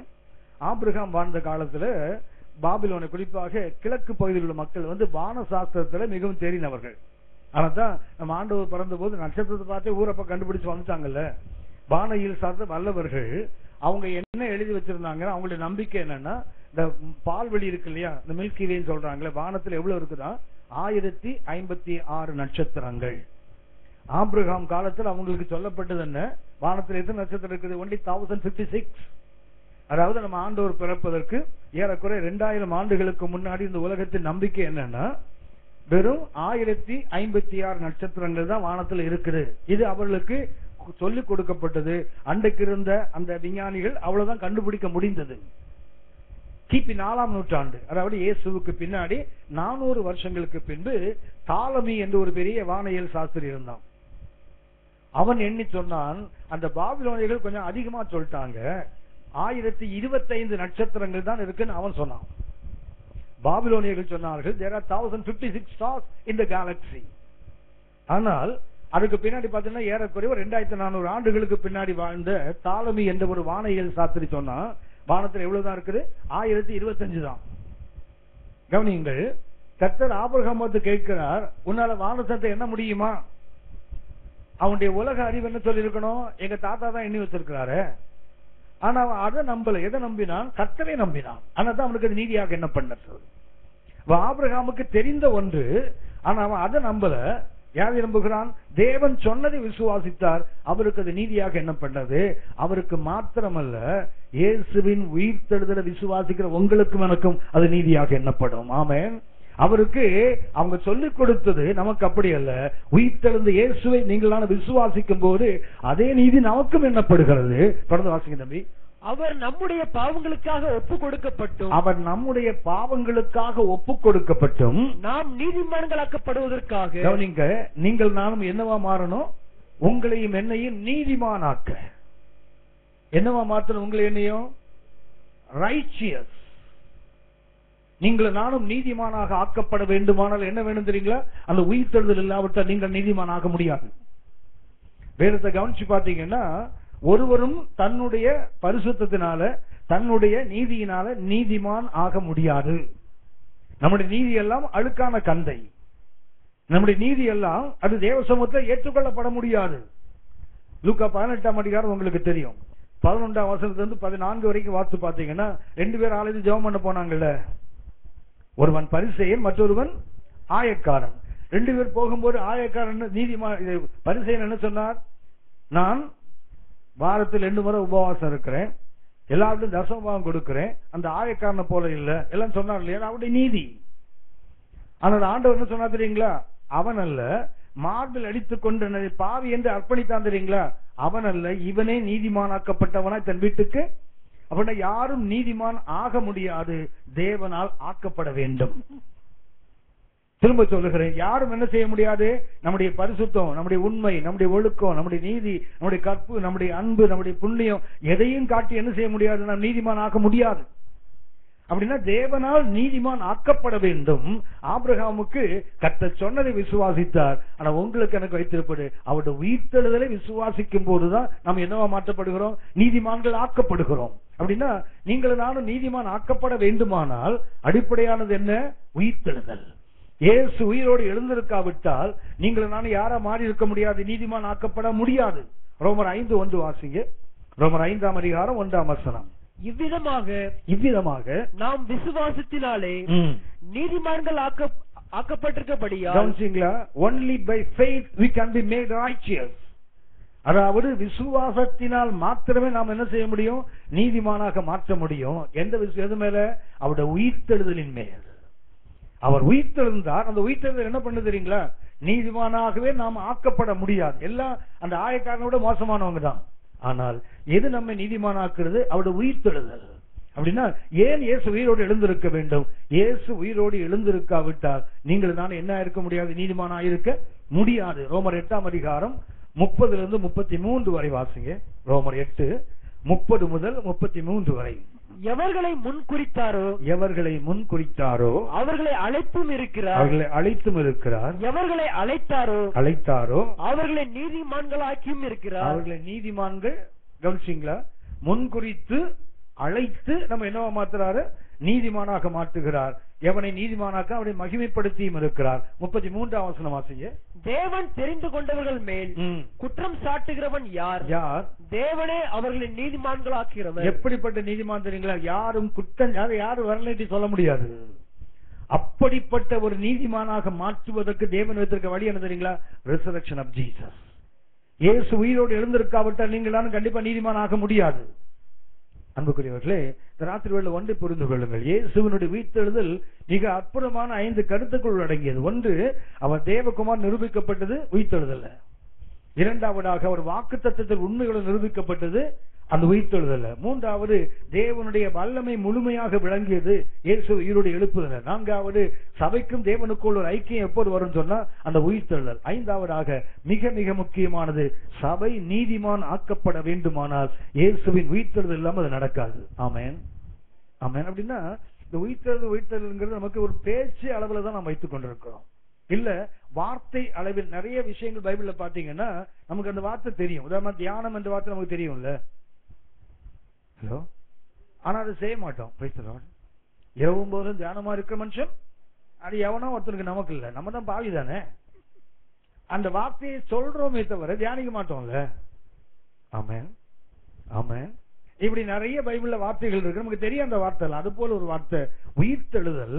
ஆனா அது அறிவில் இருந்து பிரயோஜனம் அல்ல, அனுபவத்தில் வராவிட்டால். இப்ப யோசித்து பாருங்க, நீங்களும் நானும் தேவகுமாரன் எப்ப நிரூபிக்கப்படுவோம் தெரியுங்களா? அந்த உயிர்த்தெழுதல் வந்தாதான். இயேசுக்கே உயிர்த்தெழுந்தாதான் தேவகுமார் நிரூபிக்கப்பட வேண்டுமானால் இன்னைக்கு நீங்களும் நானும் உயிரோடு இல்லாவிட்டால், ரோமர் 6ஆம் அதிகாரம் 3-4 வசனங்களை வாசிங்க. நாம் உயிரோடு எழுந்திருக்கோம் அப்படிங்கிறதுக்கு என்ன அடையாளம் பாருங்க. ரோமர் 6ஆம் அதிகாரம் 3-4 வசனங்கள். கிறிஸ்து இயேசுவுக்குள்ளாக ஞானஸ்தானம் பெற்ற நாம் அனைவரும் அவருடைய மரணத்துக்குள்ளாக ஞானஸ்தானம் பெற்றதை அறியாமல் இருக்கிறீர்களா? பைபிள் எங்கெல்லாம் அறியாமல் இருக்கீங்களான்னு கேட்டானா முட்டா பயலன்னு அர்த்தம். ஹலோ, மரமண்டன்னு அர்த்தம். அது தெரியாதா உனக்கு? 1 கொரிந்தியர் 6ஆம் அதிகாரம் 1ஆம் வசனம் வாசிங்க. 1-2 வசனத்தை வாசிங்க. 1 கொரிந்தியர் 6:1-2. உங்களில் ஒருவனுக்கு வேறொருவனுடைய வழக்குண்டானால் என்ன இருக்குது? வழக்கு இருக்குது. வழக்காடும்படி அவன் பரிசுத்தவான்களிடத்தில் போகாமல் அநீதிக்காரிடத்தில் போக துணிகிறது என்ன? பரிசுத்தவான்கள் உலகத்தை நியாயம் தீர்ப்பார்கள் என்று அறியீர்களா? அதுக்கத்தன அட முட்டாள், உனக்கு தெரியாதா? நீ தாண்டா உலகத்தை நியாயம் தீர்க்க பாரு, நீ கோர்ட்ல போய் நிக்கிறேன்னு கேட்கிறார். ஹலோ, இந்த அரியர்கள் அர்த்தம் என்ன இருக்குது உனக்கு இன்னும் புரியலையே. அத பாத்தீங்கன்னா நிறைய அரியர்களாக இருக்கும். 1 கொரிந்தியர் 6 நிறைய அரியர்களா. ஒன்று சரீரம் தேவனுடைய ஆலயம் என்று உனக்கு தெரியாதா? உனக்கு அர்த்தம் என்ன? சபையில தான் இருக்கிறோம், வசனத்தை தான் விசுவாசிக்கிறோம், கர்த்தரை முழுமையாக நம்புகிறோம். ஆனா நிறைய அறிவு நமக்கு இல்ல. அதுல ஒரு அறிவு தான் இதை சொல்லுகிறார். என்ன அறிவு இல்லை உனக்கு? இந்த அறிவு உனக்கு இல்லையே. அப்போ நமக்கு இன்றைக்கு அனுபவத்தில் வராவிட்டால் எது இருந்து நமக்கு அது பயன் இல்லை. சரி, இப்ப என்ன வேண்டும் உங்களுக்கு? எனக்கும் உயிர்த்தெழுதலை பற்றிய ஒரு அறிவு வேண்டும். முதல்ல என்ன ஆகணும்? நான் எப்ப தேவனுடைய குமாரனாய் மாறுகிறேன்? உயிர்த்தெழுந்தாதான், இயேசுவே உயிர்த்தெழுந்தால்தான் தேவகுமாரன் நிரூபிக்கப்படுவாரானால், சபையாகி நீங்களும் உயிரோடு எழுக்காவிட்டால், ரோமர் 6:3 என்ன சொல்றாரு? நீ ஞானஸ்தானம் பெற்றிய, எதுக்குள்ள ஞானஸ்தானம் பெற்றிருக்கிற? கிறிஸ்துவுக்குள்ளாக ஞானஸ்தானம் பெற்றிருக்கிற. இது உனக்கு தெரியாதா? இன்னைக்கு நாம தண்ணிக்குள்ள ஞானஸ்தானம் பெற்றோம்னு நம்புறோம், அல்லது சபைக்குள்ள ஞானஸ்தானம் பெற்றோம் நம்புறோம், இல்ல ஒரு பரிசுத்தவாண்ட ஞானஸ்தானம் பெற்றோம் நம்புறோம் இல்லையா? ஆனா வசனம் என்ன சொல்லுது? நாம் ஞானஸ்தானம் எங்க பெறுகிறோம்? கிறிஸ்துவுக்கு உள்ளாக ஞானஸ்தானம் பெறுகிறோம். ஒரு தண்ணீர்ல இல்ல, ஜஸ்ட் அது அடையாளம் தான். ஆனா நம்ம என்ன பண்ணோம்? we are baptized into Christ. ஒரு தண்ணீருக்குள் மூழ்குவது அல்ல, நம்ம எங்க மூழ்கிறோம்? கிறிஸ்துவுக்குள்ள போயிடுறோம். that is baptism. அந்த அறிவு நமக்கு இல்லையே. அடுத்த வசனம் வாசிங்க தம்பி. மேலும் பிதாவின் மகிமையினாலே கிறிஸ்து மரித்தோரிலிருந்து எழுப்பப்பட்டது போல, அதாவது உயிர்த்தெழுந்தது போல, நாமும் புதிதான ஜீவன் உள்ளவர்களாய் நடந்து கொள்ளும்படிக்கு. அப்ப எப்ப நீங்களான தேவகுமாரன் தெரியுங்களா? இயேசு உயிர்த்தெழுந்தாலும் தேவகுமாரன். நீங்கள் நானும் பழைய வாழ்க்கையை விட்டு புதிய மனிதனாக மாறி, பழைய மனுஷனுக்கு எனக்கும் சம்பந்தம் இல்லைன்னு என்னைக்கு மாறுறோமோ அன்றைக்கு தான் நம்ம உயிரோடு எழுந்திருக்கிறோம். This is the proof that we are the child of God. சும்மா சொல்லிட்டு இருந்தேன் நான் கர்த்தருடைய பிள்ளை, பாட்டு பாடலாம், நான் இயேசுவின் பிள்ளை, பயம் பாடி தெரியலாமே தவிர வசனம் என்ன சொல்லுது தெரியுங்களா? This is the proof that we are the child of God. தேவனுடைய பிள்ளை நீங்கள் எப்ப தெரியுங்களா? எப்போது நீங்களான ஒரு புதிதாக்கப்பட்ட வாழ்க்கைக்குள்ள வர்றோமோ, பழைய மனிதன், பழைய சுவாபம், பழைய தன்மைகள் மாற்றப்பட்டு எப்ப நீங்களும் நானும் ஒரு புதிய ஜீவனுக்குள். அதான் வேதம் சொல்லுகிறது, மேலும் பிதாவின் மகிமையினால கிறிஸ்து மரித்தோரிலிருந்து உயிரோடு எழுப்பப்பட்டது போல நாமும் புதிதான ஜீவனுள்ளவனாய் நடந்து கொள்ளும் போதுதான் நாம உயிரோடு எழும்பி இருக்கிறோம். அப்பதான் நாம் தேவனுடைய குமாரன் என்று சொல்ல முடியும். சும்மா இயேசு ஏற்றுக்கொண்டேன், சபைக்கு வந்து இல்ல வசனம் படிக்கிறேன், ஜெபம் பண்றேன், உபவாசம் பண்றேன், காணிக்கை கொடுக்கிறேன், nothing will help you. எனக்கும் சரி நமக்கும் சரி அது எதற்கும் உறவாது. எப்ப மாறுது தெரியுங்களா? ஒரு புதிதாக்கப்பட்ட வாழ்க்கை. There is a proof. அதுதான் இயேசுவின் உயிர்த்தெழுதல் என்ன பண்ணுது? என்னிலே ஒரு மாற்றத்தை கொண்டு வர வேண்டும். ஞானஸ்தானம் பெற்றதோடு முடிச்சு போயிடல. நான் என்ன செய்யணும்? புதிதான ஜீவனுள்ள நடந்து கொள்ளும்படிக்கு அவருடைய மரணத்தில் இணைக்கப்பட்டு, மரணத்தில் இணைக்கப்பட்டால் அவருடைய உயிர்த்தெழுதலும் நான் இணைக்கப்பட வேண்டும். அப்படின்னா உயிர்த்தெழுதல் தான் இயேசுவை நிரூபிக்கும் என்றால், சபையாகிய நம்மையே எது நிரூபிக்கும் தெரியுங்களா? உயிர்த்தெழுதல். அது புதிதாக்கப்பட்ட வாழ்க்கை. இரண்டாவது தெரியுங்களா? உயிர்த்தெழுதல் அடையாளம் என்ன? Is a fulfillment of God's promise. கர்த்தருடைய வாக்குத்தத்தத்தை நிறைவேற்ற உண்மை உள்ளவர். அதுதானே? யோசிச்சு பாருங்க, நாம இன்னைக்கு கொடுக்கிற வாக்குறுதிகளை நிறைவேற்றுமா பாருங்க. 6:30 மணிக்கு கரெக்டா வந்துருவேன்னு சொல்லிட்டு 7:45 வரைக்கும் வீட்டுல உட்கார்ந்து இருப்போம்ல. ஹலோ, கொஞ்சம் யோசித்து பாருங்க. அவர் உயிர்த்தெழுந்தார் தெரியுங்களா? It is a fulfillment of promise what God promised to the forefathers. அல்லது patriarchs, அந்த முற்பிதாக்களுக்கு சொன்னது என்ன பண்ணாரா? இயேசுவை உயிரோடு எழுப்பித்தானே அதை நிரூபித்தார். வார்த்தையில எவ்வளவு உண்மையா நம்ம இருக்கணும் கொஞ்சம் யோசித்து பாருங்க. ஒரு உயிர்த்தெழுந்த தேவனை ஆராதிப்பது மாத்திரமல்ல, உயிர்த்தெழுந்த வாழ்க்கைக்கு நாமும் பங்காளிகள். நமக்கு அதுல பங்கு இருக்குது. அப்படின்னா அவர் வாக்குத்தத்தத்தை உண்மையில நிறைவேற்றினார்ல. கொடுத்த வாக்குறுதிகளை எத்தனை நிறைவேற்றணும் கொஞ்சம் யோசிச்சு பாருங்க. எடுத்த தீர்மானங்கள் எவ்வளவு உண்மையா இருக்குன்னு யோசிச்சு பாருங்க. பிள்ளைகளுக்கு பிராமிஸ் பண்ணீங்கல்ல, நல்லா படிச்சு பரிச்சு எழுது மகனே, எந்த வருஷம் உன்னை கண்டிப்பா ஊட்டிக்கு கூட்டு போறேன்னு சொன்னீங்கல்ல. ஹலோ ஹலோ, போய் தானே சொன்னீங்க. அவ எங்க உயிர்த்தெழுந்தோம்? பிள்ளைகளுக்கு மாத்திரம் போலியான வாக்குறுதிகளை கொடுக்காதீங்க. நீங்க சாகிற வரைக்கும் உங்களை நம்ப மாட்டான். அப்புறம் இந்த ஆளுக்கு வேற வேலையே கிடையாது. நம்ம உடுபாரு புழுகு மூட்டை தான் பாம்புறோம். நீங்க ஏதாவது ஒண்ணு சொல்லி பாருங்க, நீ இது பண்ணிடு உனக்கு கண்டிப்பா சொல்லி பாருங்களேன். அவன் ஒரு மாதிரி குசும்பா திருப்பான் தெரியுங்களா? வார்த்தையும் சரி, பீத்த சாக்கும் தெரியுமா ஒருத்தன். அதாவது கிழிஞ்சு போன சாக்கை விட கேவலம் நாக்கும்பா ஒருத்தன் சொல்றான். யோசித்து பாருங்க, அவர் வார்த்தையில் உண்மை உள்ளவர். அது உயிர்த்தெழுதல் நிரூபித்தது. அப்படி நீங்களான உயிரோடு இருந்திருக்கோன்னு சொன்னா வார்த்தை எந்த அளவுக்கு உண்மை யோசித்து பாருங்க. யாரையும் காக்க வைக்காதீங்க. முடியாதுன்னா ஒரு 1/2 மணி நேரம் தள்ளியே சொல்லுங்க. முதல்ல சொல்லும் போது என்ன பண்ணுங்க, நம்ம சபைகள்ல பாத்தீங்கன்னா 8:30 மணிக்கு காலையில சர்வீஸ்னா கரெக்டா 9:30 வருவாங்க தெரியுங்களா? இவங்களை மாத்துறதுக்கு பாஸ்ட் ஒரு வேளை 8:30 மணி சர்வீஸ் 7:30 சொன்னார் பாருங்களேன், கரெக்டா 8:30 தான் வரும். அந்த 1 மணி நேரம் கிரேஸ் டைம்லயே வந்துட்டு இருப்பாங்க பாருங்களேன். வெயில் ரொம்ப மண்டைய பழக்குது. அதனால மே மாசம் என்ன பண்ணுவோம், 8 மணி 9 மணி சர்வீஸ் வேண்டாம், காலையில 7 மணிக்குன்னு வச்சு பாருங்க, கரெக்டா 8 மணிக்கு தான் வரும். ஏன்னா அந்த அந்த ஸ்டேட்டஸ் கோன்வா அதை தப்பியே போயிடக்கூடாது, கரெக்டா அதை மெயின்டைன் பண்ணுவோம்ல. எங்க வாக்குத்தத்தத்தில் உண்மை? ரெடியா பட்டு சாயங்காலம் ஆபீஸ்ல இருந்து வந்து அப்படியே உன்னை கூட்டிட்டு உங்க அக்கா வீட்டுக்கு போறேன்னு சொல்லுவோம் தெரியுங்களா? அக்கா வீட்டுக்கு போய் 6 மாசம் ஆச்சு. அந்த அக்கா பாத்தீங்கன்னா இது எக்கோவாவே மாறி போச்சு. சத்தம் போட்டு அக்கா வீட்டு போல எக்கோ தான் வருதுப்போம். கவனித்துக் கொள்ளுங்கள், வார்த்தையில எந்த அளவுக்கு உண்மையா இருக்கிறோம். ஒரு உயிர்த்தெழுந்த தேவனை ஆராதிக்கிற தேவஜனம் வார்த்தையில எவ்வளவு உண்மையா இருக்கணும். ஒருத்தருக்கு ப்ராமிஸ் பண்ணீங்கன்னா செத்தாலும் பரவாயில்ல அது செய்யுங்க, இல்லைன்னா ப்ராமிஸ் பண்ணாதீங்க. ஆமென். தெரியும், இதுக்கெல்லாம் சத்தமே வராதுன்னு தெரியும். கவனிச்சு பாருங்க, வல்லமை எங்க வெளிப்படும் தெரியுங்களா? நம்ம உயிர்த்தெழுந்த வாழ்க்கையில தான் மட்டும் வல்லமை வெளிப்படும். நீங்களும் நானும் ஒரு வல்லமை உள்ள மனிதனாக, மகளாக, ஒரு மகனாக இந்த உலகத்துக்கு சாட்சியா நிக்கணும்னு என்ன வேண்டும் தெரியுங்களா? ஒரு உயிர்த்தெழுந்த வாழ்க்கை இல்லைன்னா நோ பவர் அட் ஆல். அது வெறும் வெத்து வேட்டுன்னு சொல்றதுல காத்து போன பலூன் மாதிரி. எப்போ ஒரு உயிர்த்தெழுந்த வாழ்க்கை நமக்குள்ள வருதோ அப்போதான் என்ன செய்கிறோம்? நம்முடைய வாழ்க்கையிலும் சரி வாழ்க்கையிலும் சரி வல்லமை, அது செயலாக இருக்கட்டும் பேச்சாக இருக்கட்டும், வல்லமை எப்போ வரும் தெரியுங்களா? உயிர்த்தெழுந்த அனுபவம் இருக்கும். அடுத்து பாருங்க, மனுஷனோடும் தேவனோடும் உண்மையான ஐக்கியம் எப்போ வரும் தெரியுங்களா? when we get resurrection. உயிர்த்தெழாவிட்ட சங்கீதம் 133 1-2 வசனங்களை வாசிங்க. இல்ல 3 வரைக்கும், 3 தான் இருக்கு, 3 வாசிருங்க. சங்கீதம் 133 1-2-3. இதோ சகோதரர் ஒருமித்து வாசம் பண்ணுகிறது எத்தனை நன்மையும் எத்தனை இன்பமும் ஆனது. கவனிச்சீங்களா? சகோதரர் ஒருமித்து வாசம் பண்ணுவது எத்தனை நன்மையும், அதாவது அளவிட முடியாத நன்மை, அளவிட முடியாது. எத்தனை நேரத்தை அதை அளக்கவே முடியாது. அவ்வளவு பெரிய நன்மை, அவ்வளவு பெரிய இன்பம். அது ஆரோனுடைய சிரசின் மேல் ஊற்றப்பட்ட அந்த ஐக்கியத்தினுடைய தன்மை என்ன தெரியுங்களா? எப்படி ஒரு பிரதான ஆசாரியன் அபிஷேகம் பண்ண பைபிள்ல பாத்தீங்கன்னா, அவன் தலையில ஆசாரனுடைய பாகை இருக்கும். தலையில என்ன இருக்கும் சொன்னா ஒரு பெரிய பாகை, கர்த்தருக்கு பரிசுத்தம் பொன்னில் எழுதப்பட்டிருக்கு தெரியுங்களா? அதுக்கு மேல ஆயில ஊத்துவாங்க. எது மேல ஊத்துறாங்க? தலை சிரசுன்னு அங்க என்ன இருக்குது? ஒரு ஒரு தலைப்பாகை இருக்குது. அதுல ஊத்துனா அது என்ன ஆகுமா? நிறைய அப்சர்வ் பண்ணுள்ள துணி. அதை தாண்டி என்ன செய்யுதான்? அவன் தாடி ஒளியாய் வழிந்து அவன் அங்கேயே நினைக்கிற அபிஷேக தைலத்துக்கு ஒப்பா இருக்கிறது. எர்மோன் மேலும் சீயோன் பர்வதங்கள் மேலும் இறங்கும் பனிக்கும் ஒப்பா இருக்கிறது. அங்கே கர்த்தர் என்றென்றைக்கும் ஆசீர்வாதத்தையும் ஜீவனையும் கட்டளையிடுகிறார். வேற எங்கேயும் போக வேண்டாம். ஒழுங்கான ஐக்கியத்தில் நீங்க இருந்தீங்கன்னா ஆசீர்வாதமும் ஜீவனுக்கு நீ எங்கேயும் தேடி போக வேண்டாம். அங்கேயே கர்த்தர் வைத்திருக்கார். எங்க? where there is right fellowship, எங்கே சரியான ஐக்கியம் இருக்கிறதோ. இன்னைக்கு பாத்தீங்கன்னா சபைகளுக்கு நிறைய பேர் கெஸ்ட் மாதிரி வந்து போவாங்க. அவங்க யாருன்னு சொல்றேன். இந்த ஞாயிற்றுக்கிழமை காலையில மாத்திரம் வராங்க தெரியுங்களா? ஹலோ, வராங்களா? அவங்க எல்லாம் யாருன்னா விருந்தாளி. அதாவது அவங்களுக்கு வேற வேலை இல்லைன்னா ஞாயிற்றுக்கிழமை வருவாங்க. அது கூட ஒரு கெஸ்ட் வரக்கூடாது, பையனுக்கு பரிச்சை வரக்கூடாது, அப்புறம் ஒரு தலைவலி வந்துடக்கூடாது. இதெல்லாம் வரலன்னா என்ன பண்ணுவாங்க? அவங்களுக்கு சொல்லி இருக்கிறேன்.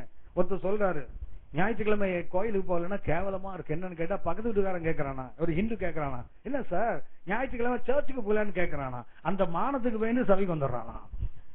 இவனுக்கு எப்படி ஆசீர்வாதமும் ஜீவனும் உண்டாகுன்னு யோசிச்சு பாருங்க. கேவலமா இருக்குதான். அது பக்கத்து வீட்டுக்காரன் கேட்கறான், என்ன அங்கிள் நீங்க சர்ச்சுக்கு போகலையா? ஞாயிற்றுக்கிழமை இல்ல. ஆமா. அப்புறம் இவர் ஓடுற கேட்டா அவன் கேவலத்துக்கு பதில் சபைக்கு வந்துடலாமா?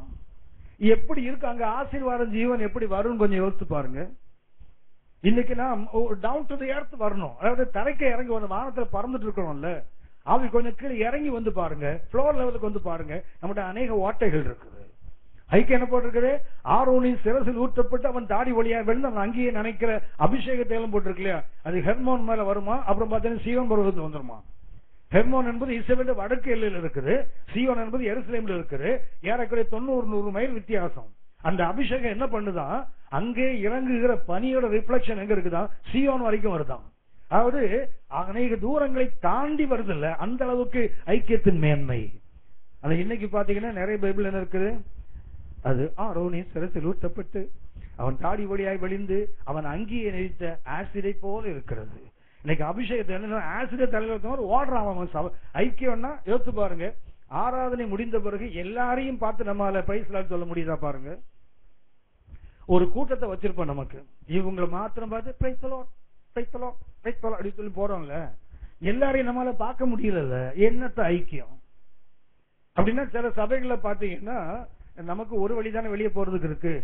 ஹலோ, இந்த ஒரு வழிக்கே நம்ம கடுக்கா கொடுக்கறோமே.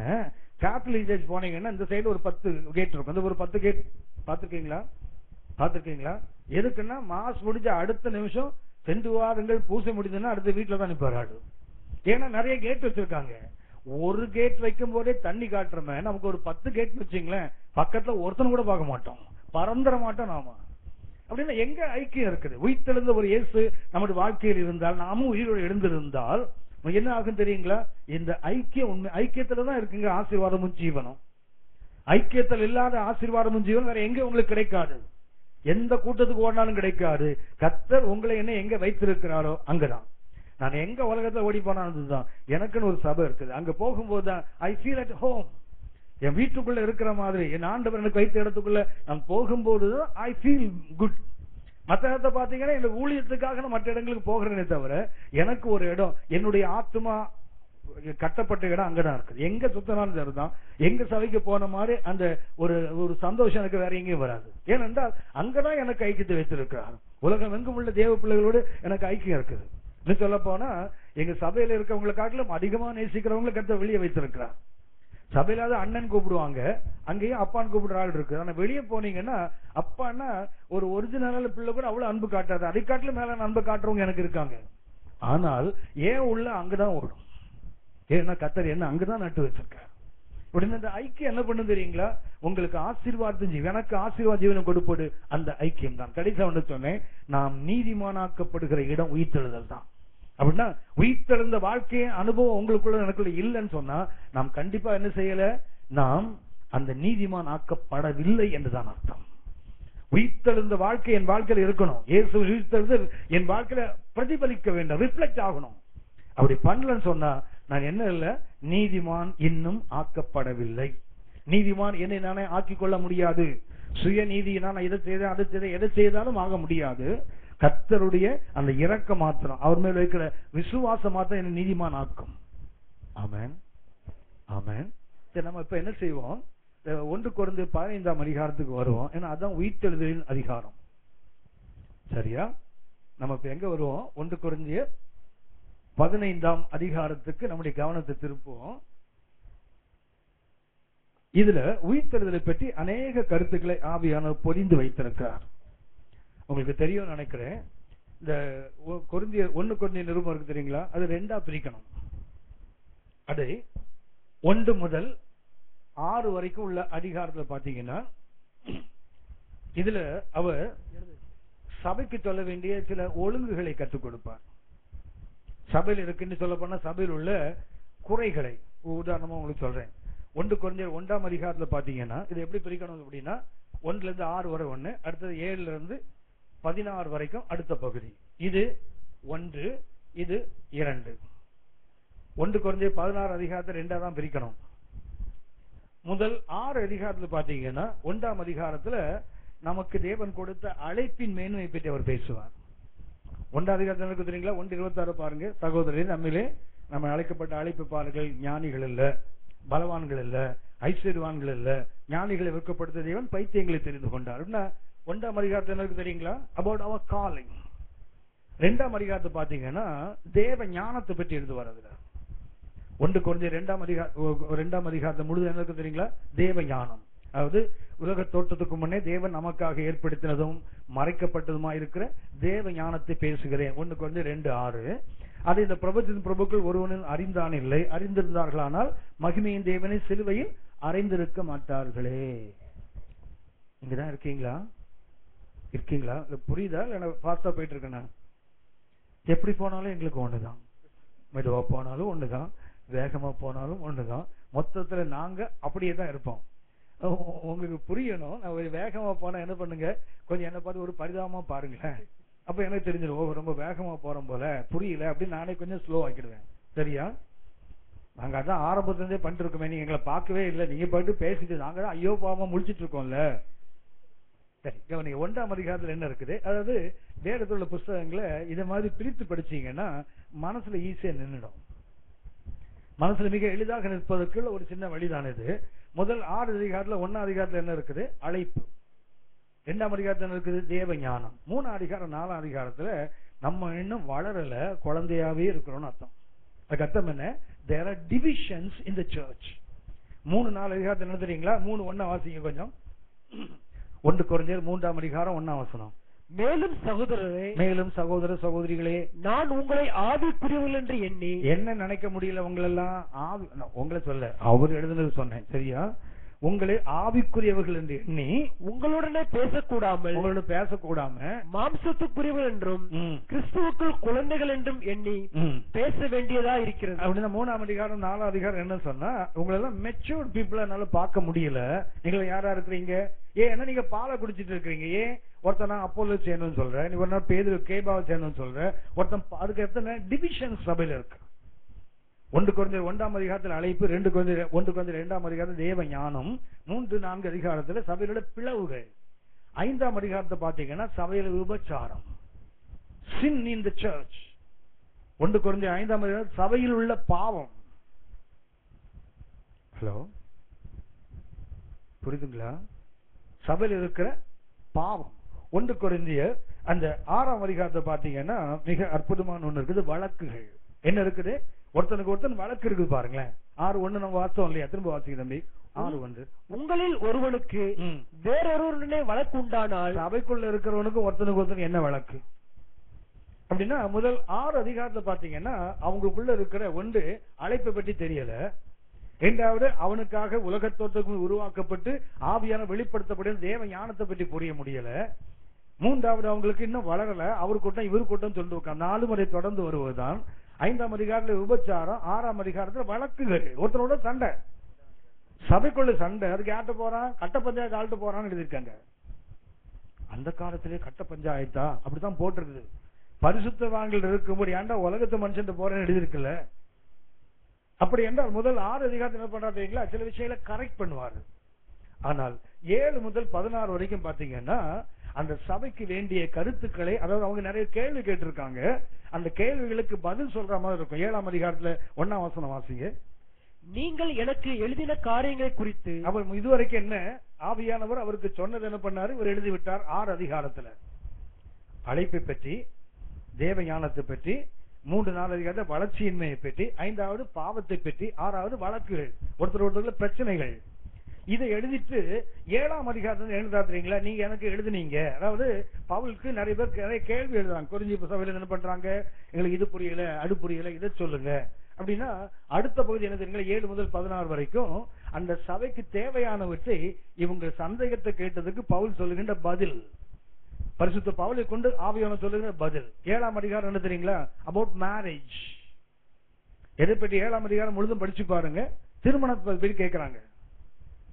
7ஆம் அதிகாரம் என்ன? About marriage. 8ஆம் அதிகாரத்தை பாத்தீங்கன்னா ஒரு ஆண் ஒரு பெண் இவங்களுக்குள்ள உறவை பற்றி எழுதுவாரு. குறிப்பா அதுல என்ன இருக்கும்னா கம்யூனியன் பத்தி இருக்கும். அதுல அதாவது அந்நிய விக்கிரகங்களுக்கு படைச்சது சாப்பிடுறது பத்தி இருக்கும். 1 கொரிந்தியர் 7ஆம் அதிகாரத்துல திருமணத்தை பற்றி பதில் சொல்லுவார். 8ஆம் அதிகாரத்துல பாத்தீங்கன்னா ஒரு ஆண் ஒரு பெண் எப்படி இருக்கணும்? பெண் ஆணுக்கு கீழ்பட்டு தான் இருக்க வேண்டும். எப்படி ஒரு ஆண் கிறிஸ்துவுக்கு கீழ்பட்டு இருக்கிறானோ அப்படியே ஒரு பெண் என்ன செய்யணும்? கணவனுக்கு கீழ்பட்டு இருக்கணும். அப்படிதான் எழுதுவாரு. அப்படிதான் எழுதியிருக்கிறாரு. சரியா? அது நமக்கு இல்ல, அவங்களுக்கு எழுதினாரு. நிறைய பேர் அப்படிதான் சொல்லுவாங்க, இந்த பெண்கள் தலையில முக்காடு போடணும்னு கேட்டா அது கொரிந்திய சபைக்கு தான் சொன்னாரு, அது மறைமலை சபைக்கு சொல்லல அப்படி சொல்லுவோம்ல. அப்படிதான் டீச் பண்றாங்க. அது கொரிந்திய சபைக்கு தான் சொல்லப்பட்டது, யாருக்கு கிடையாதான். நான் உங்களை முக்காடு போடுன்னு சொல்லல. சரியா? நீங்க போனீங்க, அது நழுவி விழுந்துட்டு எனக்கு தெரியும். அதனால நீங்க அதுக்காக எல்லாம் வருத்தப்பட வேண்டாம், பிரச்சனையே படாதீங்க. நீங்க உங்களுக்கும் உங்க தேவனுக்கும் உள்ளது. ஏன்னா அது கொஞ்சம் பிரச்சனைக்குரிய விஷயம். ஏன்னா பவுல் சொல்லுவாரு, நீ என்ன பண்ணு, முக்காடு போடலன்னு என்ன பண்ணு, மொட்டை அடிச்சுக்க பாத்துறீங்களா? ஆனா அப்புறம் சொல்லுவாரு, அவளுக்கு தலைமுடியே முக்காடாக கொடுக்கப்பட்டிருக்குல்ல. அப்ப என்ன சொல்றாங்க? தலைமுடி முக்காடு இருக்கும், அப்புறம் ஏயா முக்காடு? பவுல் தானே எழுதியிருக்காரு. ஆனா நீங்க போட்டாலும் கர்த்தருக்கு ஸ்தோத்திரம், போடலன்னு எனக்கு பிரச்சனை இல்லை. ஏன்னா அவர் சொன்னாரு தூதர்களையும் மட்டும் போட்டுக்கன்னாரு. தூதனை தான் நம்ம முழுங்கிடுவோமே. தூதன் என்ன பண்ணுவான் நம்மள? அவன் வேலைக்கார பையன், நான் பிள்ளை இல்ல. அதனால பண்ணுங்க, நான் ஒண்ணும் உங்களுக்கு சொல்லல. ஆனால் 1 கொரிந்தியர் 8 என்ன போட்டிருக்குது? ஒரு ஆணுக்கு கிறிஸ்து, அதாவது ஆணுக்கு மேல உறவு எழுதுறாரு. குறிப்பாக என்ன விக்கிரகங்களுக்கு படைத்தது பற்றி எழுதுவார். சரியா? ஒரு முறை ஒரு திருமணம் ஆயிட்டு 2 மாசத்துல பையனுக்கும் பொண்ணுக்கும் பிரச்சனை. அது எல்லா இடத்துலயும் வர்றதுதான். கல்யாணம் ஆன புதுசுல 2 பேருக்கும் வித்தியாசமான சூழலிலிருந்து வராங்க. கொஞ்சம் கொஞ்சம் அப்பப்ப ஃபிரிக்ஷன் இருக்கும். என்ன பண்ணிட்டான், அந்த பொண்ணு ரொம்ப எக்ஸைட் ஆகி நேர பாஸ்டர் போய் நின்ட்டான். பாஸ்டர், அந்த ஆளோட என்னால குடும்பம் நடத்தவே முடியாது, நீங்க தானே திருமணம் பண்ணி வச்சீங்க, நீங்களே பிரிச்சு விட்டுருங்க. உடனே அவர் என்ன பண்ணாரு, கொஞ்ச நேரம் பேசினாரு, வசனத்தை சொன்னா, இல்லம்மா தேவன் நினைத்தது மனுஷன் என்ன பண்ணக்கூடாது, பிரிக்க கூடாது எப்படிலாம் சொன்ன உடனே அந்த பெண் வசனத்துக்கு கொஞ்சம் பயப்படுற பெண். சரி வசனத்தை சொல்லிட்டாரு, என்ன பண்றது? அவர் சொன்னாரு, கணவன் தாமா தலை, மனைவிதான் உடல், தலை சொல்ற மாதிரி தான் உடம்பு ஆடணும், உடம்பு சொல்ற மாதிரி தலை ஆடக்கூடாது, உடம்பு பேசாதுல்ல, தலை தானே பேசணும், தலை தானே சிந்திக்கும், கை கால் யோசிக்காதுல்ல. இதெல்லாம் சொன்ன உடனே அந்த அம்மா ஓரளவுக்கு கன்வின்ஸ் ஆயிட்டாங்க. ஆனாலும் அதை ஏத்துக்க மனசு இல்ல. சரி நீங்க சொல்லிட்டீங்க ஐயா போறேன், ஆனா ஒண்ணு, அந்த ஆளு தலையா இருந்துட்டு போட்டோம், ஆனா அவனை திருப்புற கழுத்து நின்றான். அவன் என்ன தலையா இருக்கட்டும், அவனை திருப்புற கழுத்து யாரு? நம்ம தானே. நம்ம ஆவி அவ்வளவு சீக்கிரம் அடங்காது, அடங்காத ஆவி நம்மகிட்ட தான் இருக்கு. இதுதான் 1 கொரிந்தியர் 8 இருக்குது. 1 கொரிந்தியர் 9 பாத்தீங்கன்னா பவுலோட அப்போஸ்தல ஊழியத்தை பற்றி அவர் எழுதுவார். 1 கொரிந்தியர் 9 என்ன தெரியுங்களா? மொத்தம் அதுல என்ன இருக்குன்னு சொன்னா, பரிசுத்த பவுலுடைய அப்போஸ்தல அழைப்பை பற்றி அவர் எழுதுவார். நான் அப்போஸ்தலன் அல்லவா அப்படி ஆரம்பிப்பார். 1 கொரிந்தியர் 10 அதிகாரம் பாத்தீங்கன்னா இஸ்ரவேலர் செய்த தவறுகள், இஸ்ரவேல் மக்கள் எப்படி எகிப்திலிருந்து வெளியே வந்து வனாந்தரத்துல என்னென்ன தப்பெல்லாம் செய்தாங்களோ அது முழுவதும் 10ஆம் அதிகாரத்தில் எழுதியிருப்பார். 11ஆம் அதிகாரம் நீங்கள் அறிந்திருக்கின்ற மிக முக்கியமான ஒன்று. இதுலயும் பாத்தீங்கன்னா மனுஷனுக்குள்ள பிரச்சனைகள் தான். இன்னும் சொல்ல போனா கம்யூனியன் ஃபுல்லா இருக்குது 11ஆம் அதிகாரத்துல. 12ஆம் அதிகாரத்துல பாத்தீங்கன்னா வரங்கள், ஆவியின் வரங்கள் எப்படி செயல்படணும். 13ஆம் அதிகாரத்துல அன்பு. 14ஆம் அதிகாரம் ஆவியின் வரங்கள் சபையில செயல்படுகின்ற விதம். 15ஆம் அதிகாரம் உயிர்த்தெழுதல். 16ஆம் அதிகாரம் காணிக்கைகளை சேகரிப்பது, மற்ற சபைகளுக்கு உதவி செய்வதை பற்றியது. ஹலோ, புரியுதா? திரும்ப ஒன்று சொல்றேன் உங்களுக்கு. 1ஆம் அதிகாரம் நான் தான் சொன்னேன், உங்களை பார்க்க விடிய விடிய கரை கேட்டு ஒரு மாதிரி முழிப்பான் தெரியுங்களா, அவங்க கருதான். 1ஆம் அதிகாரம் அழைப்பை பற்றியது. 2ஆம் அதிகாரம் என்ன? தேவ ஞானம். 3ஆம் 4ஆம் அதிகாரம் என்ன? பிரிவினைகள், இந்த கூட்டம் அந்த கூட்டம். 5ஆம் அதிகாரம் என்ன? பாவம், வேசித்தனம். 6ஆம் அதிகாரத்துல வழக்குகள். ஆமா, இதுவரைக்கும் ஒரு பகுதி. சரியா? இதுக்கு அடுத்த பகுதி என்ன? 7 முதல் 16 வரைக்கும் பாத்தீங்கன்னா அவங்களுக்கு நிறைய சந்தேகங்கள் சபைக்கு. அதுக்கு சந்தேகத்தை கேட்டதுக்கு பரிசுத்த பவுல் ஒவ்வொரு அதிகாரத்தை ஒன்னு எழுதியிருப்பார். 7ஆம் அதிகாரத்தை என்ன கவனித்தோம்? திருமணம். 8ஆம் அதிகாரத்தை விக்கிரகங்களுக்கு படைத்தது, அதெல்லாம் எழுதியிருப்பார். 9ஆம் அதிகாரத்துல அப்போஸ்தல அழைப்பு. 10ஆம் அதிகாரத்துல இஸ்ரவேலர் செய்த தவறுகள். 11ஆம் அதிகாரத்துல ஆண் பெண் உறவு, அப்புறம் கம்யூனியன் சொன்னேன். 12ஆம் அதிகாரத்துல ஆவியின் வரங்கள். 13ஆம் அதிகாரத்துல அன்பு. 14ஆம் அதிகாரத்துல ஆவியின் வரங்கள் எப்படி சபையில செயல்படணும். 15ஆம் அதிகாரம் உயிர்த்தெழுதல். 16ஆம் அதிகாரம் தர்ம சகாய பணத்தை எப்படி சேர்க்கணும், மற்றவங்களுக்கு அதை எப்படி கொடுக்க வேண்டும் என்று எழுதியிருப்பார். சரியா? இதுல இந்த 15ஆம் அதிகாரம் ஏறக்கூடிய முடிகிற பகுதி. அந்த முடிகின்ற பகுதியில் எதை பற்றி எழுதுறாரு தெரியுங்களா? உயிர்த்தெழுதலை பற்றி அவர் எழுத ஆரம்பிக்கிறார்.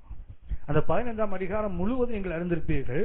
அதுல எத்தனை வசனம் இருக்கு கொஞ்சம் பாருங்களேன். 1 கொரிந்தியர் 15ஆம் அதிகாரத்தில் எத்தனை வசனம் இருக்கு? 58. எவ்வளவுயா? 58. சத்தமா சொல்லுங்க. 58. சரியா? இந்த 58 வசனத்தை சில பகுதிகளாக பிரித்து படித்தால் உயிர்த்தெழுதலை பற்றி சபைக்கு ஒரு தெளிவான ஒரு தரிசனம் கிடைக்கும், ஒரு புரிந்து கொள்ளுதல் கிடைக்கும். ஆமென், ஆமென். சரி, நம்ம இந்த பாடத்துக்கு வந்துடலாம். இந்த 15ஆம் அதிகாரம் அப்ப அந்த கொரிந்திய சபை கேட்டிருக்கணும், உயிர்த்தெழுதலை பற்றி எங்களுக்கு ஒண்ணு தெரியலப்பா, எங்களுக்கு சொல்லிக் கொடுங்கன்னு கேட்ட போது ஆவியானவருடைய துணையை கொண்டு பரிசுத்த பவுல் அவங்களுக்கு எழுதுகிறார். இல்ல முதலாவது ஒரு கருத்து 1-2 வசனத்தை பார்த்தீங்கன்னா அங்க சொல்லுகின்ற முக்கியமான ஒரு கருத்து. இன்னும் சொல்ல போனா இதை கொஞ்சம் பிரிக்கலாம். இந்த 15ஆம் அதிகாரத்தை மாத்திரம் நாம் கொஞ்சம் பிரித்து படிப்போம். அது 1வது பகுதியை எது பிரிக்கணும்னு சொன்னா 1 கொரிந்தியர் 15 1 முதல் 11 வசனங்கள் ஒரு பகுதி. 1 கொரிந்தியர் 15ஆம் அதிகாரம் 1 முதல் 11 வரைக்கும் ஒரு பகுதி. இதுல உயிர்த்தெழுதலுக்கு அவர் சொல்லக்கூடிய முதலாவது கருத்து என்ன தெரியுங்களா? உயிர்த்தெழுந்திருப்பதனால்தான் அநேகர் இன்றைக்கு ரட்சிக்கப்படுகிறார்கள். உயிர்த்தெழுதல் இல்லாமல் என்ன கிடையாது? ரட்சிப்பு வராது. அதைத்தான்